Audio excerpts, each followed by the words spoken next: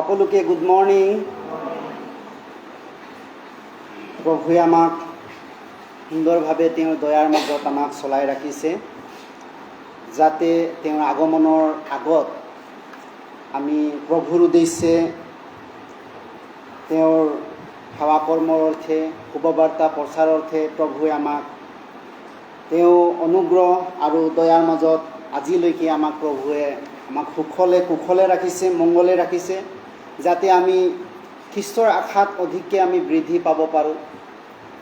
কাৰণ আমি জগতখনক চাব গ'লে আমি দেখিবলৈ পাইছোঁ, এই জগতখনত বাইবেলে কোৱা সকলোবিলাক কথা পূৰ্ণ হৈ গৈছে আৰু আমাৰ চকুৰ আগত এই পৃথিৱীৰ থকা জগতৰ মানুহবিলাকৰ শান্তি আশা নাইকিয়া হৈছে।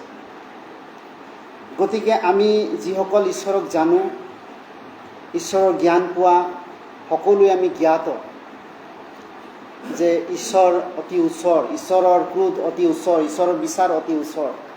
গতিকে আহক আমি আজি ঈশ্বৰৰ পবিত্ৰ নাম ধন্যবাদ দিবৰ কাৰণে আমি যি সময় ঈশ্বৰে আমাক যোগাইছে, আহক আমি মূৰ দুৱাওঁ ঈশ্বৰৰ আগত প্ৰাৰ্থনাৰে আমি আগবাঢ়িম তেওঁৰ বাক্য শুনাৰ আগত। পবিত্ৰ দয়ালু মৰমীয়াল স্বৰ্গীয়ত থকা পিতৃ প্ৰভু, ধন্যবাদ কৰিছোঁ, তুমি আমাক অনন্তকালৰ সেই দ্বন্দ্বৰ পৰা, অভিশপ্তৰ পৰা আমাক মুক্ত কৰিলা। কাৰণ আমি আদমৰ যোগেদিয়ে সকলো মানুহ অভিশপ্ত আছিলোঁ, যদিও আমি সাংসাৰিক স্বৰূপে একো ভুল কৰা নাছিলোঁ, একো তোমাৰ আগত ত্ৰুটি নকৰিলোঁ। আমি আদমৰ কাৰণে আমি আত্মাত দোষীগ্ৰস্ত আছিলোঁ, তাৰ বাবেই আমি মৃত্যু অৱস্থাত আছিলোঁ আৰু আমি কেনেকৈ উদ্ধাৰ নাপালে আমি নৰকলৈ যাব লগা হ'লহেঁতেন। কিন্তু তুমি মৰমীয়াল ঈশ্বৰ, যিজনে আমাক সৃজন কৰিছে, কোনো এজনকে তুমি নৰকত যোৱাটো আমাক বাঞ্ছা নকৰা, আমাৰ প্ৰতি তুমি দয়া কৰা, যাতে কোনোৱে যেন নৰকৰ জুইত যাতনা নাপায়।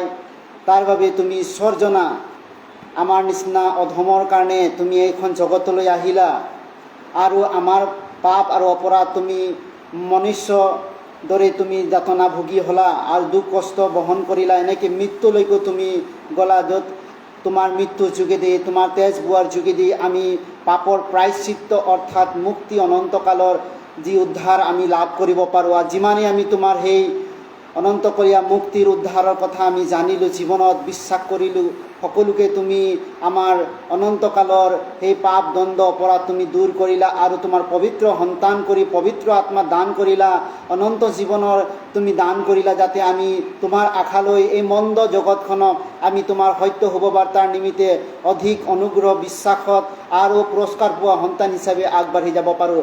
আৰু তুমি আমাক কেতিয়াও অনাথকৈ এৰি দিয়া নাই, কেতিয়াও আমাক অকলে এৰি দিয়া নাই, তুমি আমাৰ সংগত আছা। সকলো তোমাৰ উদ্ধাৰ পোৱা ভাই ভনীবিলাকৰ লগত তুমি বিশ্বাসযোগ্য কাৰ্য কৰিবলৈ তুমি সদায় উদ্যত আছা। প্ৰভু, তুমি আমাক সহায় কৰা, যাতে আমি তোমাৰ সন্তান হিচাপে অধিককৈ তোমাৰ কাৰ্যত আগুৱাই যাব পাৰোঁ তোমাৰ আগমনৰ আশাত। প্ৰভু, যাতে আমি অনেক হেৰুৱা আত্মাবিলাকক উদ্ধাৰ কৰিবলৈ তোমাৰ পৰা জ্ঞান আৰু বুদ্ধি আৰু শক্তি পাওঁ। প্ৰাৰ্থনা একমাত্ৰ উদ্ধাৰকৰ্তা প্ৰভু যীশুৰ নামত খুজিছোঁ, আমেন।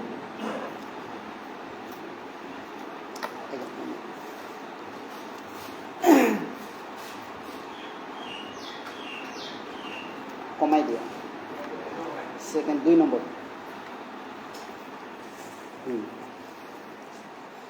আহক আমি বাইবেল মেলিম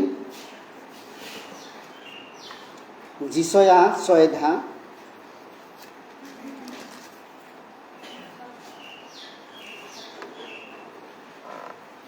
আহক আমি বাইবেল মেলিম যিশয়া 6 অধ্যায়, Isaiah chapter 6, 1-3, 1 পদৰ পৰা 3 পদলৈকে আমি একেলগে পঢ়িম। যিশয়া 6 অধ্যায় 1 পৰা 3 পদলৈকে আমি পাইছোঁ, যদি একেলগে পঢ়িম। আহক। উজিয়া ৰজাৰ মৃত্যু হোৱা বছৰত মই প্ৰভুক এখন উচ্চ আৰু উন্নত সিংহাসনত বহি থকা দেখিলোঁ।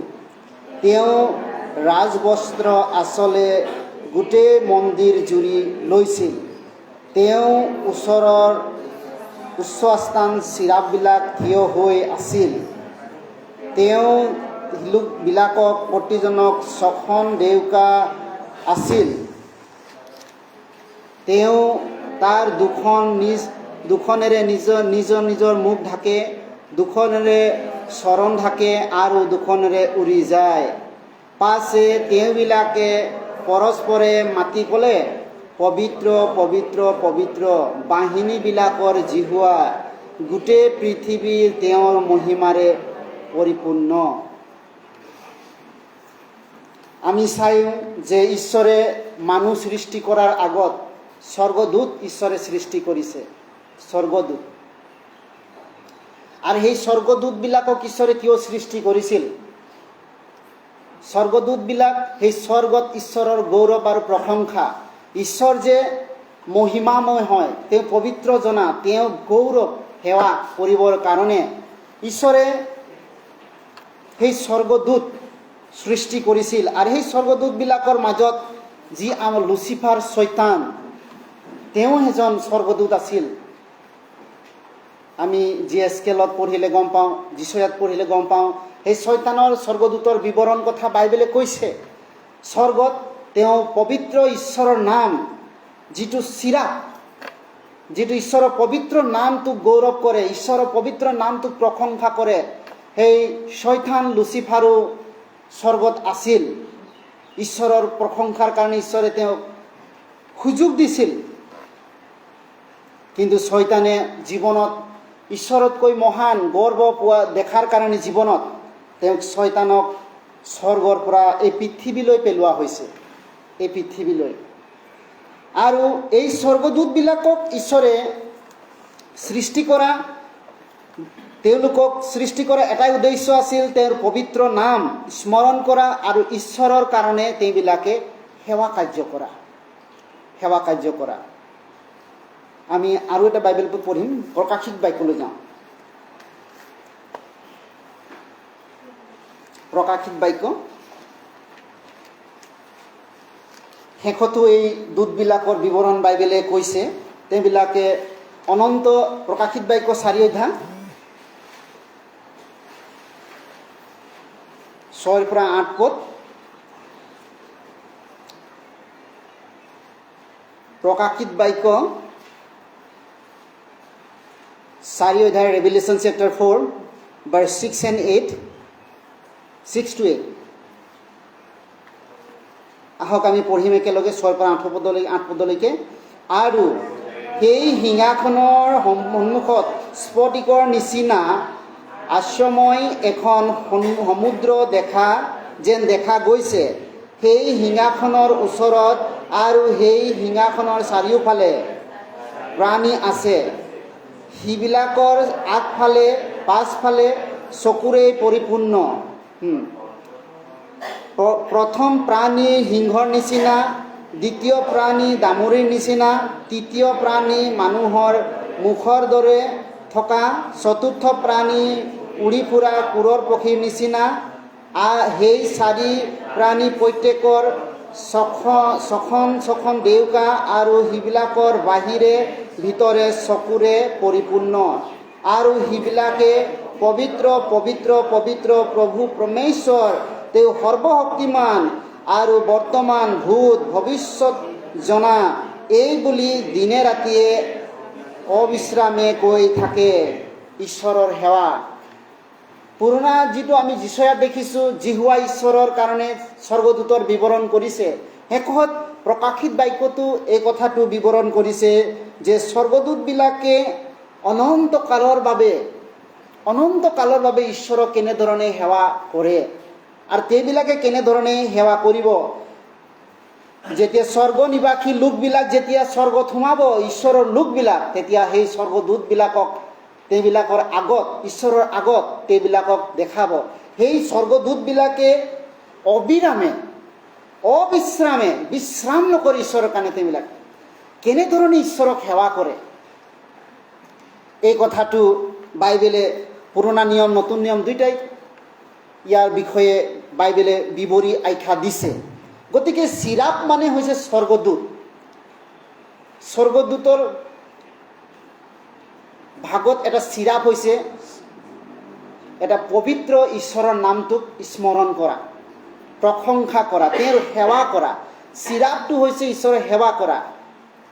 যেনেকৈ গেব্ৰিয়েল স্বৰ্গদূত, তেওঁ হৈছে ঈশ্বৰৰ সেৱাৰ কাৰণে সেইটো তেওঁ এজন স্বৰ্গদূত আছিল, যিয়ে চিৰাপ ভাগত গেব্ৰিয়েল স্বৰ্গদূতো পৰে। আৰু ঈশ্বৰৰ সেৱাৰ অৰ্থে যীশুখ্ৰীষ্টৰ সময়ত এই স্বৰ্গদূতে পৃথিৱীত অহা যোৱা কৰিছিল। এতিয়া আমি চালোঁ এই স্বৰ্গদূতক 4টা জন্তু লগত বুজাই দিছে। প্ৰথমটো জন্তু যে এই প্ৰকাশিত বাক্য 4 অধ্যায় যিটো আমি চাইছোঁ, 6ৰ পৰা যিটো আমি 8লৈকে চালোঁ, ইয়াত 4টা সিংহৰ কথা কৈছে, 4টা জন্তুৰ কথা, সিংহ নহয়, 4টা জন্তুৰ কথা ইয়াত কৈছে।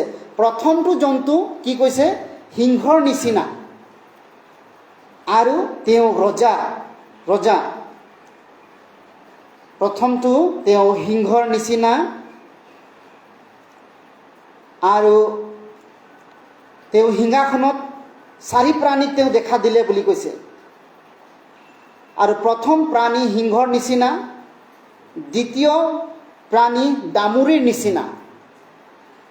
অৰ্থাৎ এইটো কি বুজাইছে? অৰ্থাৎ ইয়াত চাৰ্ভেণ্ট যীশুখ্ৰীষ্টক এই 4টা জন্তুৰ লগতো তুলনা কৰা হৈছে। 4টা জন্তুৰ লগত যীশুক তুলনা কৰা হৈছে। যীশুক, মথিত যীশুক ঈশ্বৰৰ ৰজা হিচাপে আখ্যান দিছে, লোকত ঈশ্বৰৰ দাস হিচাপে আখ্যান দিছে, আৰু কি কয় মাৰ্কত ঈশ্বৰক দাস হিচাপে আখ্যান দিছে, লোকত ঈশ্বৰক চাৰ্ভেণ্ট অৰ্থাৎ হিউমেলিটি, নম্ৰতা, দাস হিচাপে ঈশ্বৰে যীশুক আখ্যান দিছে।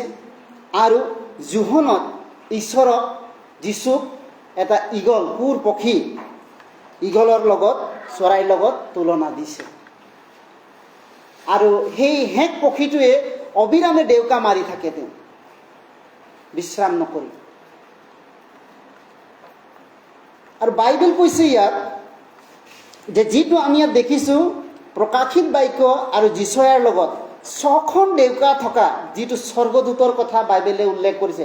তলত থকাটো আমি যীশুখ্ৰীষ্টৰ আখ্যান দিছে, কিন্তু তাৰ আগত থকা 6খন ডেউকাত থকা স্বৰ্গদূত, এই 6খন ডেউকা থকা স্বৰ্গদূতটোক বাইবেলে ঈশ্বৰৰ এটা চাৰ্ভেণ্ট, সেৱা কৰা ঈশ্বৰৰ দাসৰ লগত তুলনা দিছে। অৰ্থাৎ বাইবেলে এনেকুৱা স্বৰ্গদূতৰ কথা কিয় উল্লেখ কৰিছে? বাইবেলত কিয় উল্লেখ কৰিছে? অৰ্থাৎ ইজৰাইলক ঈশ্বৰে বুজাব বিচাৰিছিলে যে স্বৰ্গত সৃষ্টি কৰা স্বৰ্গদূতে তেওঁবিলাকে বিনা পুৰস্কাৰে, বিনা সন্মানে তেওঁবিলাকে অবিৰামে আমাক ইমান সেৱা কৰে। পুৰস্কাৰ নাই তেওঁবিলাকৰ, সন্মান নাই তেওঁবিলাক, যিটো ঈশ্বৰে দিছে স্বৰ্গদূত হিচাপে ঈশ্বৰ সেৱা কৰিবলৈ, সেইটোৱে আৰু তেওঁবিলাকৰ। স্বৰ্গদূতৰ পুৰস্কাৰ নাই। স্বৰ্গদূতৰ এক্সট্ৰা মানুহক যেনেকৈ ঈশ্বৰে দয়া কৰে, প্ৰেম কৰে, অনুগ্ৰহ কৰে, তেনেকৈ নাই। স্বৰ্গদূতৰ ওপৰত ঈশ্বৰৰ গ্ৰেচ নাই। যদি শয়তানে ঈশ্বৰৰ বিষয়ে অহংকাৰ কৰিলে, তেতিয়াহ'লে শয়তানক ঈশ্বৰে দয়া দেখাব লাগিছিল, নেদেখালে। কিয়নো ঈশ্বৰে স্বৰ্গদূতৰ প্ৰতি, স্বৰ্গদূতৰ কাৰণে যিটো দয়া, এইটো হৈছে, দয়াটো হৈছে এটা চালভেশ্যন, দয়াটো হৈছে এটা মৰম, দয়াটো হৈছে এটা অনুগ্ৰহ। সেইটো মানৱ জাতিৰ কাৰণে, ঈশ্বৰৰ সন্তানবিলাকৰ কাৰণেহে এইটো কেৱল। পৰিত্ৰাণটো স্বৰ্গদূতৰ কাৰণে নহয়, পৰিত্ৰাণটো কেৱল মানৱ জাতিৰ কাৰণেহে। গতিকে বাইবেলে ইয়াত আমাক বুজাব বিচাৰিছে স্বৰ্গদূতৰ যোগেদি আমি জানিব পাৰোঁ খ্ৰীষ্টিয়ান জীৱনত যে how to serve the god, ঈশ্বৰক কেনেধৰণে ঈশ্বৰৰ সন্তান হিচাপে সেৱা কৰিব লাগে। সেইকাৰণে ইজৰাইলে ঈশ্বৰক সেৱা কৰিব নজনাৰ কাৰণে সেই যিশয়া ভাৱবাদীৰ যোগেদি ঈশ্বৰৰ সেৱাটো কি তাক বুজাবৰ কাৰণে এই চিৰাপৰ কথাটো দৰ্শন দি বুজাইছে। চক চিৰাপবিলাকে কেনেকৈ ঈশ্বৰৰ ৰজা সিংহাসন থকা ঈশ্বৰক সেৱা কৰে, আৰু শেষত প্ৰকাশিত বাক্যত এই কথাটো উল্লেখ কৰিছে। গতিকে ঈশ্বৰে সেই স্বৰ্গদূতবিলাকক সৃষ্টি কৰিছে এটা সাৰ্ভেণ্ট হিচাপে, কিন্তু ঈশ্বৰে মানুহক সৃষ্টি কৰিছে লাইক হিজ ওন ইমেজ। স্বৰ্গদূতবিলাকক ঈশ্বৰে এটা দাগ স্বৰূপে অকল সেৱা কৰিবৰ কাৰণেহে বনাইছে, কিন্তু মানুহক ঈশ্বৰে বনাইছে, আপোনাক মোক বনাইছে ঈশ্বৰে তেওঁৰ ঈশ্বৰৰ নিচিনা, ঈশ্বৰৰ নিচিনা সন্মান, ঈশ্বৰৰ নিচিনা গৌৰৱ, ঈশ্বৰৰ নিচিনা আশ্চৰ্যশীল মানুহ হ'ব পাৰে। স্বৰ্গদূততকৈ মহান। Man is more than angel, than unique. সেইকাৰণে মানুহক বনোৱাটো ঈশ্বৰে স্বৰ্গদূততকৈ মহান। আপোনাক আৰু মোক বনোৱাটো সেই স্বৰ্গত থকা স্বৰ্গদূততকৈ মহৎভাৱে ঈশ্বৰৰ পৰিকল্পনা আপোনাৰ মোৰ জীৱনত আছে। গতিকে আপোনাক আৰু মোক ঈশ্বৰে বনোৱাটো হৈছে কেৱল ঈশ্বৰক সেৱা কৰা, ঈশ্বৰক আমি আৰাধনা কৰা, ঈশ্বৰক গৌৰৱ কৰা, ঈশ্বৰক প্ৰশংসা কৰা। কিন্তু আমি ঈশ্বৰক সেৱা কৰিব নাজানো, ঈশ্বৰক গৌৰৱ কৰি দিব নাজানো, ঈশ্বৰক প্ৰশংসা কৰিব নাজানো। কিয়? আমি আদমৰ পৰা অহা মানুহ। আমাৰ জীৱনৰ যিটো ৰাস্তা মানুহে অজ্ঞান নাজানি নিজ নিজ পথত চলিছিল। গতিকে মানুহে আদমৰ স্বভাৱ থকাৰ কাৰণে মানুহে ঈশ্বৰক সেৱা কৰাটো ক্ষেত্ৰত দুৰ্বল। সেইকাৰণে বাইবেলে কৈছে আত্মাটো ইচ্ছুক অনন্তকাল স্বৰ্গত পুৰস্কাৰ পাবলৈ, অনন্তকাল স্বৰ্গত সদায় বিখ্যাতমান হ'বলৈ আত্মা ইচ্ছুক, কিন্তু শৰীৰৰ দুৰ্বল থকাৰ কাৰণে মানুহে আত্মাৰ ইচ্ছাটো পূৰ্ণ কৰিব নোৱাৰে। সেইকাৰণে বাইবেলে কৈছে উদ্ধাৰ পোৱা ভাই ভনীবিলাক যদিও স্বৰ্গদূতক ঈশ্বৰে চাকৰৰ দৰে বনালে, কিন্তু ঈশ্বৰে তেওঁবিলাকক ঈশ্বৰে ৰেচপেক্ট দিছে স্বৰ্গত। ভাবক, স্বৰ্গৰ সিংহাসনক তেওঁবিলাকক ঈশ্বৰে সেৱা কৰিবলৈ দিছে।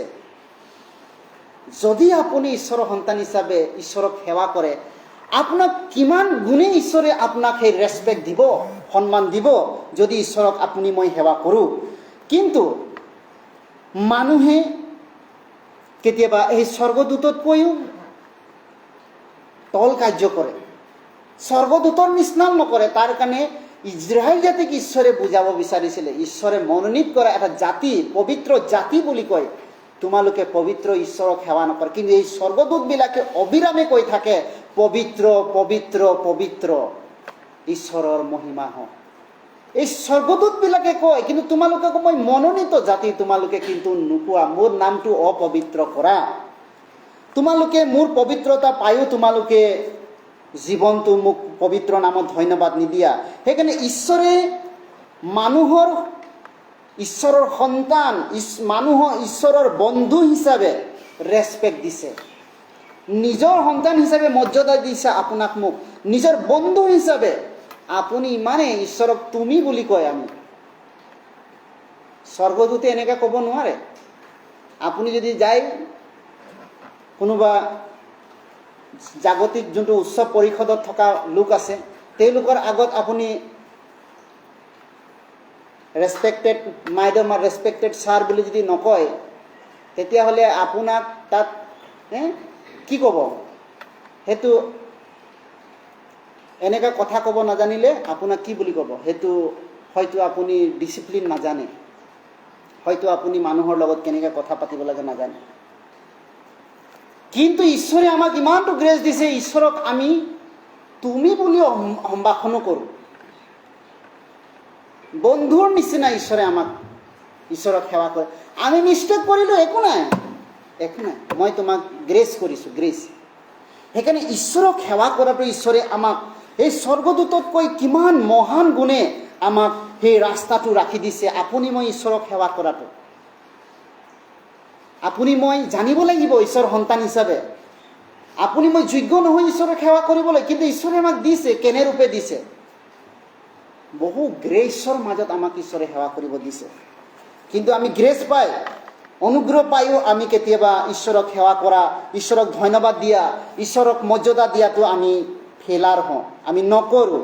তাৰ বাবে ইজৰাইলে নকৰিছিল। ইজৰাইলে এনেকুৱা আগ নবঢ়াৰ কাৰণে ঈশ্বৰে তেওঁবিলাকক এনেকুৱা স্বৰ্গদূতৰ দৰে তেওঁবিলাক লেচন দিছিল, কাৰণ ইজৰাইলে কেতিয়াও ঈশ্বৰৰ অৰ্ডাৰটো মানি চলা নাছিল।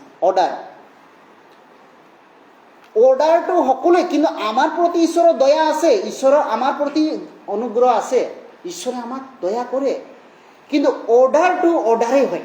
স্বৰ্গদূতৰ ক্ষেত্ৰত যিটো অৰ্ডাৰ, মানুহৰ প্ৰতি যিটো অৰ্ডাৰটো উলংঘন কৰাটোৰ প্ৰতি ঈশ্বৰে বেয়া পায়। ঈশ্বৰে দয়া কৰে, ইজৰাইলক এইটো কোৱা নাই মই যে দয়া নকৰিম, কিন্তু তোমালোকে অৰ্ডাৰটো যদি তোমালোকে উলংঘন কৰা, তেতিয়াহ'লে তোমালোকে দণ্ডনীয় হোৱাটো মাষ্ট বি। কিন্তু দণ্ডটো বিহে ঈশ্বৰে কিন্তু দয়া কৰে, দণ্ডটো বিহে। অৰ্ডাৰত নচলিলে ঈশ্বৰৰ সন্তানবিলাকক দণ্ড বিহে, কিন্তু ঈশ্বৰে দয়াও কৰে। আকৌ 70 বছৰ গোলামত দি পেলাই আকৌ লৈ আহে। সেইকাৰণে মানুহৰ জীৱনত ঈশ্বৰে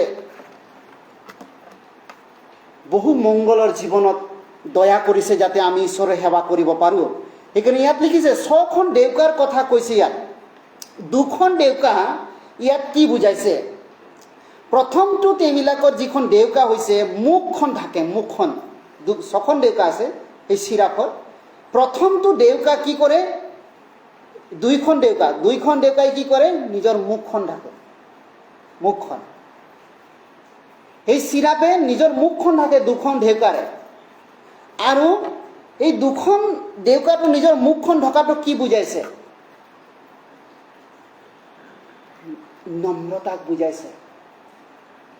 নম্ৰতাক, ঈশ্বৰৰ পবিত্ৰ সিংহাসনৰ আগত নিজৰ মুখটো ঢাকে, নিজৰ মুখটো নেদেখায়। মই চা ৰজাৰ সেনাপতি, মই এনেকুৱা ডিঙিটো এনেকা কৰি নেদেখায়। সেনাপতিজন অকণমান এনেকাই কয় নহয় জানো? ৰজা দেখি সেনাপতি যদি হৈ গ'ল, তেতিয়াহ'লে তেওঁ অলপ চোৱা মোচনটো বেলেগ হৈ যাব। তেওঁ হাতত তৰোৱাল, অকণমান কিবা ৰজাক কৈ দিলে অলপ উলিয়াই দিয়ে, এনেকৈ আমি দেখিছোঁ কেতিয়াবা। সেনাপতিবিলাক যদি অকণমান ৰজাৰ ওচৰত এনেকুৱা পদ পায়, তেতিয়াহ'লে এনেকুৱা কৰে। তেওঁবিলাকে অকণমান কথা ক'ব নোৱাৰে, তেওঁবিলাকৰ অহংকাৰ আছে। কিন্তু ইয়াক কি কৈছে? ঈশ্বৰৰ ওচৰত তেওঁবিলাকে সেৱা কৰিবলৈ পাইছে, পবিত্ৰতা। কিন্তু তেওঁবিলাকে 2খন ডেউকাৰে নিজৰ মুখখন ঢাকিছে। ঈশ্বৰক সেৱা কৰাটো এটা নম্ৰশীল জীৱন যদি থাকে, ঈশ্বৰক সেৱা কৰাৰ যোগ্য নহয়। এই কথাটো চিৰাফৰ যোগেদি ইজৰাইলক বুজাব বিচাৰিছে, বনেগৰ সন্তানবিলাকক বুজাব বিচাৰিছে কেনেকৈ ঈশ্বৰক সেৱা কৰিব পাৰোঁ আমি। সেইকাৰণে যিটোতে অহংকাৰটো হৈছে চৈতানৰ প্ৰতীক, আৰু সেই চৈতানে স্বৰ্গত ঈশ্বৰৰ সেৱা কৰিব লাগিছিলে, কিন্তু সেৱা নকৰি স্বৰ্গত অহংকাৰ কৰিলে, আৰু ঈশ্বৰে তেওঁক পেলাই দিলে। সেইকাৰণে অৰ্ডাৰটো একেটা, ঈশ্বৰক সেৱা কৰা। ঈশ্বৰৰ সন্তান হিচাপে যদি আমাৰ জীৱনত এনেকুৱা কৰোঁ বুলি কৈছে, তেওঁবিলাকে ফেলাৰ হ'ব, স্বৰ্গত যাব, কিন্তু ঈশ্বৰে ব্যৱহাৰ কৰাৰ ক্ষেত্ৰত ফেলাৰ হৈ যাব। ঈশ্বৰে তেওঁবিলাকক ইউজ কৰাৰ ক্ষেত্ৰত ফেলাৰ হৈ যাব। ঈশ্বৰৰ আগত পুৰস্কাৰ পোৱাৰ ক্ষেত্ৰত ফেলাৰ হৈ যাব। সেইকাৰণে আপুনি মই ঈশ্বৰৰ আগত সেৱা কৰাটো, পুৰস্কৃত সন্তান হোৱাটো, মৰ্যাদা পোৱাটো প্ৰথমটো স্বৰ্গদূতৰ দৰে দেখাইছে। 2খন ডেউকাৰ নিজৰ মুখখন ঢাকে, আৰু এইটো যীশুখ্ৰীষ্ট নিজৰ প্ৰতীক দেখাইছে। বহু নম্ৰতা হ'ব লাগিব ঈশ্বৰক সেৱা কৰিবলৈ হ'লে, বহু নম্ৰতা। আৰু মানুহৰ জীৱনত এইটো আমি সকলোৱে জীৱনত আমি অহংকাৰ কৰোঁৱে। নকৰোঁ বুলি ক'লে অকণমান কথাটো কেতিয়াবা আমি নিজকে অহংকাৰ কৰোঁ। এইটো ক'ৰ পৰা আহিছে বুলি ক'লে, চৈতানে আদমৰ জীৱনত ভৰাই দিছিল, আদমৰ জীৱনত। সেইকাৰণে আদমৰ স্বভাৱ থকাৰ কাৰণে মানুহৰ জীৱনত কেতিয়াবা এনেকুৱা স্বভাৱটো দেখি পায়, ঈশ্বৰ সেৱা কৰাত মই নকৰোঁ। মই এনেকুৱা মানুহ দেখিছোঁ, মই নকৰোঁ সেৱা। যায়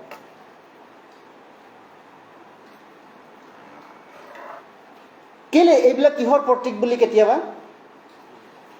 সেইবিলাক ঈশ্বৰক সেৱা কৰাৰ ক্ষেত্ৰত সেইটো চৈতানে মানুহক বাধা দিয়ে। সেই ডেউকাবিলাক অঁতৰাই নিজৰ নম্ৰতাটো নানে। সেইকাৰণে ইজৰাইলে কেতিয়াও নিজৰ মিষ্টেকটোক মানি লোৱা নাছিল, কেতিয়াও ঈশ্বৰৰ আগত নম্ৰ হোৱা নাছিল। তাৰ কাৰণে ঈশ্বৰে সেই স্বৰ্গদূতক প্ৰস্তুত কৰিলে চিৰাপ, স্বৰ্গদূতটোক চা, মোক চেহেৰা দেখাবলৈ ইমান এটা তেওঁ মুখখন ঢাকে বুলি কৈছে, দুখন দেউকা। সেইকাৰণে বাইবেল কৈছে, মিশা আমি পঢ়িম, মিশা আহক আমি বাইবেল মেলিম, মিশা 6:8 মিশা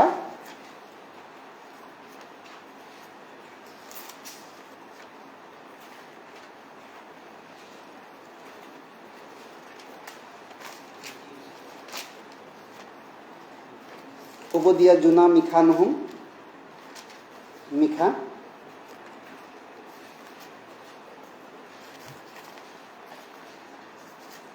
মিশা 6:8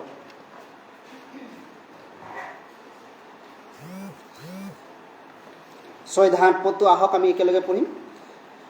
হে মনুষ্য, যি ভাল তাক তেওঁ তোমাক দেখুৱালে, আৰু ন্যায় কাৰ্য কৰাৰ দয়া ভাল পোৱা, আৰু নম্ৰতাভাৱে নিজ ঈশ্বৰৰ সৈতে চলাৰ বাহিৰে জিহুৱাই তোমাৰ পৰা আৰু কি বিচাৰে? ইজৰাইলক আকৌ ইয়াত কৈছে, হে মনুষ্য সন্তান, ঈশ্বৰে তোমাৰ পৰা কি বিচাৰে? কিনো বিচাৰে? মানুহেনো ঈশ্বৰক কি দিব পাৰে? কিন্তু মানুহে যেন নম্ৰ হৈ ঈশ্বৰক সেৱা কৰে, ইয়াৰ বাহিৰেনো ঈশ্বৰে কি বিচাৰে? সেইকাৰণে বাইবেল কৈছে, হে মনুষ্য, যি ভাল তেওঁ তাক দেখুৱাই দিলে। মানুহক কৈছে, হে মানুহ, যি ভাল তেওঁ তাক দেখুৱালে, কি যে যিটো ঈশ্বৰৰ ন্যায় কাৰ্য, ঈশ্বৰৰ কাৰ্যটো কৰিবলৈ হ'লে আৰু ঈশ্বৰৰ দয়া আৰু গৌৰৱ আৰু নম্ৰভাৱে নিজ ঈশ্বৰৰ সৈতে চলাৰ বাহিৰে জিহুৱাই তোমাৰ পৰা আৰু কি বিচাৰে? সেইকাৰণে ইজৰাইলক এইটো লেচন দিব বিচাৰিছিল, ঈশ্বৰে কিয় মনোনীত কৰিছে। এই লেচনটো আপোনাক মোকো দিব বিচাৰে। বৰ্ণ-অগেইন সন্তান হিচাপে কিয় আপোনাক মোক ঈশ্বৰে মনোনীত কৰিলে, উদ্ধাৰ কৰিলে?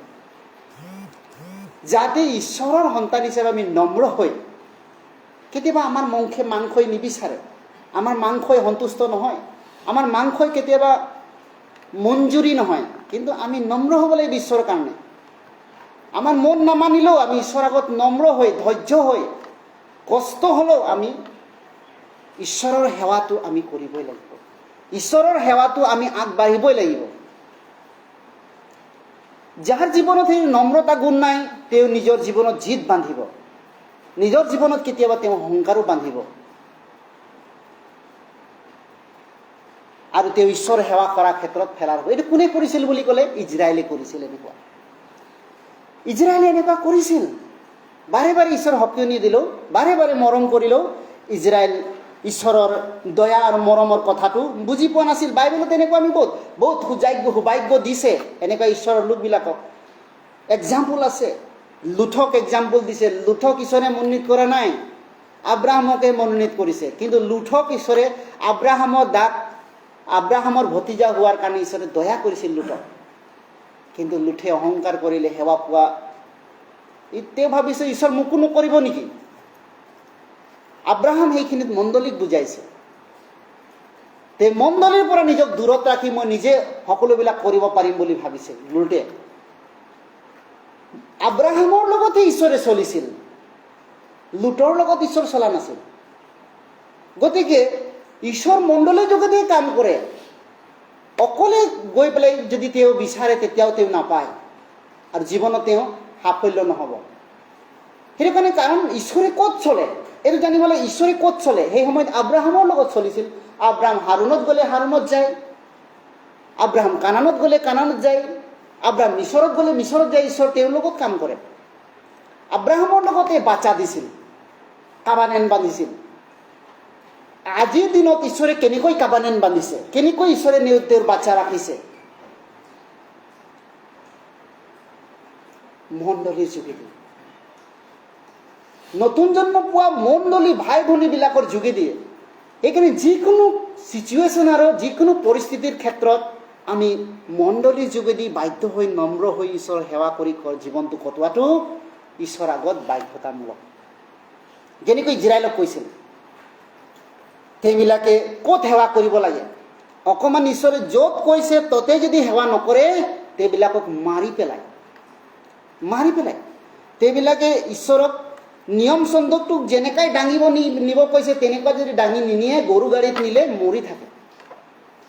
ঈশ্বৰে য'ত উৎসৰ্গ কৰিব কৈছে ততে উৎসৰ্গ যদি নকৰে সেইবিলাক মৰে। ঈশ্বৰে যাক নিৰ্দেশনা কৰিছে ঈশ্বৰ সেৱা কৰিবলৈ তাৰ যোগেদি নকৰিলে সিও মৰে। সেইকাৰণে ঈশ্বৰৰ অৰ্ডাৰটো ঠিক আছে। ন্যায়বান ঈশ্বৰক, সেই ন্যায়বান ঈশ্বৰক সেৱা কৰিবলৈ ঈশ্বৰে আমাক নম্ৰতাৰে সেৱা কৰিব বিচাৰে। তেওঁ বিচাৰে আমাৰ পৰা। সেইকাৰণে বাইবেলত আমি চাইছোঁ, লুট জীৱনত অহংকাৰ বান্ধিলে ধ্বংস হ'ল। চল ঈশ্বৰে ৰজা পাতিলে অহংকাৰ বান্ধিলে অকলে চলে সেৱা কৰিব। চামুৱেলক ঈশ্বৰে যোগেদি কৰিব লাগে, চামুৱেলৰ যোগেদি তেওঁ বলি নিদি পেলাই নিজে বলিদান কৰিলে, তেওঁ বলিয়া হৈ থাকিলে চল। সেইকাৰণে ঈশ্বৰৰ অৰ্ডাৰটো কৰিব পাৰে, চলো বলি দিব পাৰে, কিন্তু অৰ্ডাৰটো মানি চলাটো এইটোৱে হৈছে ঈশ্বৰৰ আগত নম্ৰতাক বুজায়। ঈশ্বৰৰ অৰ্ডাৰটোক মানাটোৱে হৈছে নম্ৰতাৰ। নম্ৰ এনেকুৱা নহয়, কিছুমান মানুহ কয় নম্ৰ, বহুত নম্ৰ হৈ কথা পাতে, কাকবাক গালি নিদিয়ে, মানে তেওঁ বহুত নম্ৰ, হয় হয় হয় অকল কয়। হয়, সেইটো নম্ৰ জাগতিক হিচাপে নম্ৰ হয়। সি নম্ৰ মানে কি? প্ৰকৃততে বিব্লিকেল নম্ৰ হৈছে who obey the order of God. এনেকুৱা নহয় বহুত কথা কোৱাটো যে নম্ৰ নহয়, সিও নম্ৰ, ঈশ্বৰৰ আগত নম্ৰ হয়, কিন্তু মানুহৰ আগত দেখাত নম্ৰ হ'ব নোৱাৰে। এনেকুৱা নহয়, মানুহৰ আগত কেতিয়াবা এনেকুৱা কয় নহয়, নম্ৰ দেখে, হয় হয় হয় ছাৰ হয়, এনেকৈ মানুহে নম্ৰ হৈ দেখুৱাই নহয় কেতিয়াবা। সেইটো কেতিয়াবা এনেকুৱা নম্ৰটো, কেতিয়াবা প্ৰকৃত স্বভাৱৰ নম্ৰটো কেতিয়াবা এনেকুৱাও দেখায়, কিন্তু কেতিয়াবা এনেকুৱা নকয়, জাষ্ট ধ্বংসিও কৰে এনেকুৱা। কিন্তু ঈশ্বৰৰ আগত নম্ৰ নহয়। আকৌ মানুহৰ আগত নম্ৰ হোৱাটো তেওঁৰ জীৱনত কিবা তেওঁৰ স্বাৰ্থতা থাকিব পাৰে। তেনেকুৱাও কেতিয়াবা কোনোবা ন্যায় ডাঙৰ আগত যদি গৈ, ছাৰ হয় হয় হয়, ছাৰ হয় হয়, কিবা এটা পাবৰ কাৰণে হয় হয় কৰি দিয়ে, নম্ৰ দেখায়। বেছি যদি কথা কয় বিষয়াৰ ওপৰত, তোৰ কামটো নকৰোঁ যা বুলিয়ে ক'ব, সেইকাৰণে সি হয় হয় বুলি কয়, নম্ৰ দেখায় ছাৰৰ আগত। তেনেকৈ কিন্তু বিব্লিকেল নম্ৰটো হৈছে হু অবে হিজ অৰ্ডাৰ। বাইবেলত নতুন জন্ম পোৱা ভাই ভনীবিলাকৰ নম্ৰতা গুণটো হৈছে যিসকলে মণ্ডলীৰ অৰ্ডাৰটো মানে, মণ্ডলীৰ বাধ্যতা হয়। ঈশ্বৰৰ দৃষ্টিত নম্ৰতা তেওঁ গণিত হয়। ঈশ্বৰে তেওঁ এনেকুৱাও নম্ৰ হ'ব, ঈশ্বৰে তেওঁ জীৱনৰ নম্ৰতাৰ গুণক তেওঁ শক্তিশালী কৰিব। সেইকাৰণে বাইবেলত আমি চাইছোঁ নম্ৰতা মানুহবিলাক, আব্ৰাহাম, দাউদ, বহুত তেওঁবিলাকৰ জীৱনত নম্ৰতা, তেওঁলোকৰ জীৱনত আমি নম্ৰতাৰ গুণবিলাক দেখিছোঁ। সেইকাৰণে প্ৰকাশিত বাক্য যিটো আমি চালোঁ, সকলো ঈশ্বৰে সৃষ্টি কৰিছে, সৃষ্টিৰ আগত সেই স্বৰ্গদূতবিলাকে নম্ৰতা এটা প্ৰতীক দেখাইছে। কিন্তু ঈশ্বৰে মানুহ সেই স্বৰ্গদূততকৈ অধিক প্ৰাধান্য, স্বৰ্গদূততকৈ অধিক প্ৰাধান্য দিছে মানুহক, কিন্তু মানুহ ঈশ্বৰৰ আগত নম্ৰ নহয়। স্বৰ্গদূত এটা সাধাৰণ বিষয়া নহয়। দুইটা স্বৰ্গদূত আহিলে পৃথিৱীখন লৰাই দিব পাৰে। এখন স্বৰ্গদূতে পৃথিৱীটোক উলট পালট কৰিব পাৰে। স্বৰ্গদূত সাধাৰণ নহয়। স্বৰ্গদূত মহাবলৱান, শক্তিশালী, তাতোতকৈ আপুনি মহান ঈশ্বৰে কৰিছে। প্ৰেয়াৰিটিটো আপোনাক স্বৰ্গদূততকৈ অধিক দিছে, কিন্তু মানুহ নম্ৰ নহয়। এইকাৰণে ইজৰাইলক ঈশ্বৰে বুজাব বিচাৰিছে, মই স্বৰ্গদূতৰ লগত নচলোঁ, স্বৰ্গদূতেহে মোৰ লগত চলে, কিন্তু মই মানুহৰ তোমালোকৰ লগত জংগলে জংগলে চলি আছোঁ। দিনত তোমালোকৰ লগত থাকোঁ, ৰাতি তোমালোকৰ লগত থাকোঁ। কিমান প্ৰাধান্য দিছে ঈশ্বৰে মানৱ জাতিক, কিন্তু মানুহে ঈশ্বৰৰ আগত নম্ৰ হৈ ঈশ্বৰ সেৱা কৰিবলৈ নিবিচাৰে। প্ৰকাশিত বাক্য 4 অধ্যায় আকৌ যাম আমি, প্ৰকাশিত বাক্য 4 অধ্যায় 11 পদ। আজি আমি চাইছোঁ মানুহে আমি নতুন জন্ম পোৱা সন্তান হিচাপে আমি কেনেকৈ ঈশ্বৰক সেৱা কৰিছোঁ।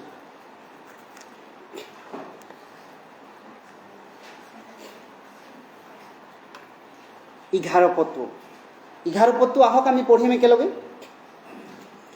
হে আমাৰ প্ৰভু ঈশ্বৰ, তুমি প্ৰশংসা, সমাদৰ আৰু পৰাক্ৰম পোৱা যোগ্য, কিয়নো তুমিয়ে সকলো সৃজিলা।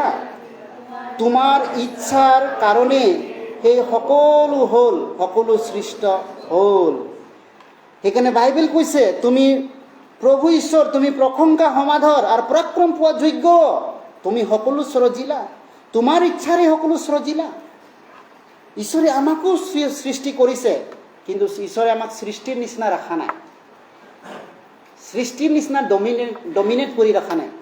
সৃষ্টি কৰিছে যদিও ঈশ্বৰে নিজৰ স্তৰত মৰ্যাদা দিছে। সৃষ্টি কৰিছে, কিন্তু সি কৈছে I created him like a own image, মোৰ নিচিনা মৰ্যাদাশীল, গৌৰৱ পোৱা অনন্তকাল এনেকুৱা ঈশ্বৰে আপোনাক মোক বনাইছে। আপুনি মই কিমান সৌভাগ্য ঈশ্বৰৰ সন্তান। আপুনি মই ঈশ্বৰক সেৱা কৰিব পাইছোঁ, সুযোগ পাইছোঁ। যিজন পবিত্ৰ সৰ্বশক্তিমান বিশ্ব ব্ৰহ্মাণ্ড সৃষ্টি কৰোঁতা ঈশ্বৰ, তেওঁৰ সন্তান হিচাপে আমি সেৱা কৰিবলৈ সুযোগ পাইছোঁ। কিন্তু আপুনি মই কেনেধৰণে খ্ৰীষ্টিয়ান জীৱনত আমি সেৱা কৰিছোঁ আমি চাব লাগিব। সেইকাৰণে বাইবেলে কৈছে ঈশ্বৰক সন্তুষ্টিৰ কাৰণে ঈশ্বৰে সৃষ্টি কৰিছে আমাক, ঈশ্বৰৰ সন্তুষ্টিৰ কাৰণে। সেইকাৰণে ঈশ্বৰে আমাক দেখাইছে, ঈশ্বৰে আমাক সন্তুষ্টি দিছে। আপোনাৰ যদি বা 15 কোটি ধাৰ থাকে, ঈশ্বৰে আহি এই 15 কোটিটো চুক্তা কৰিছে।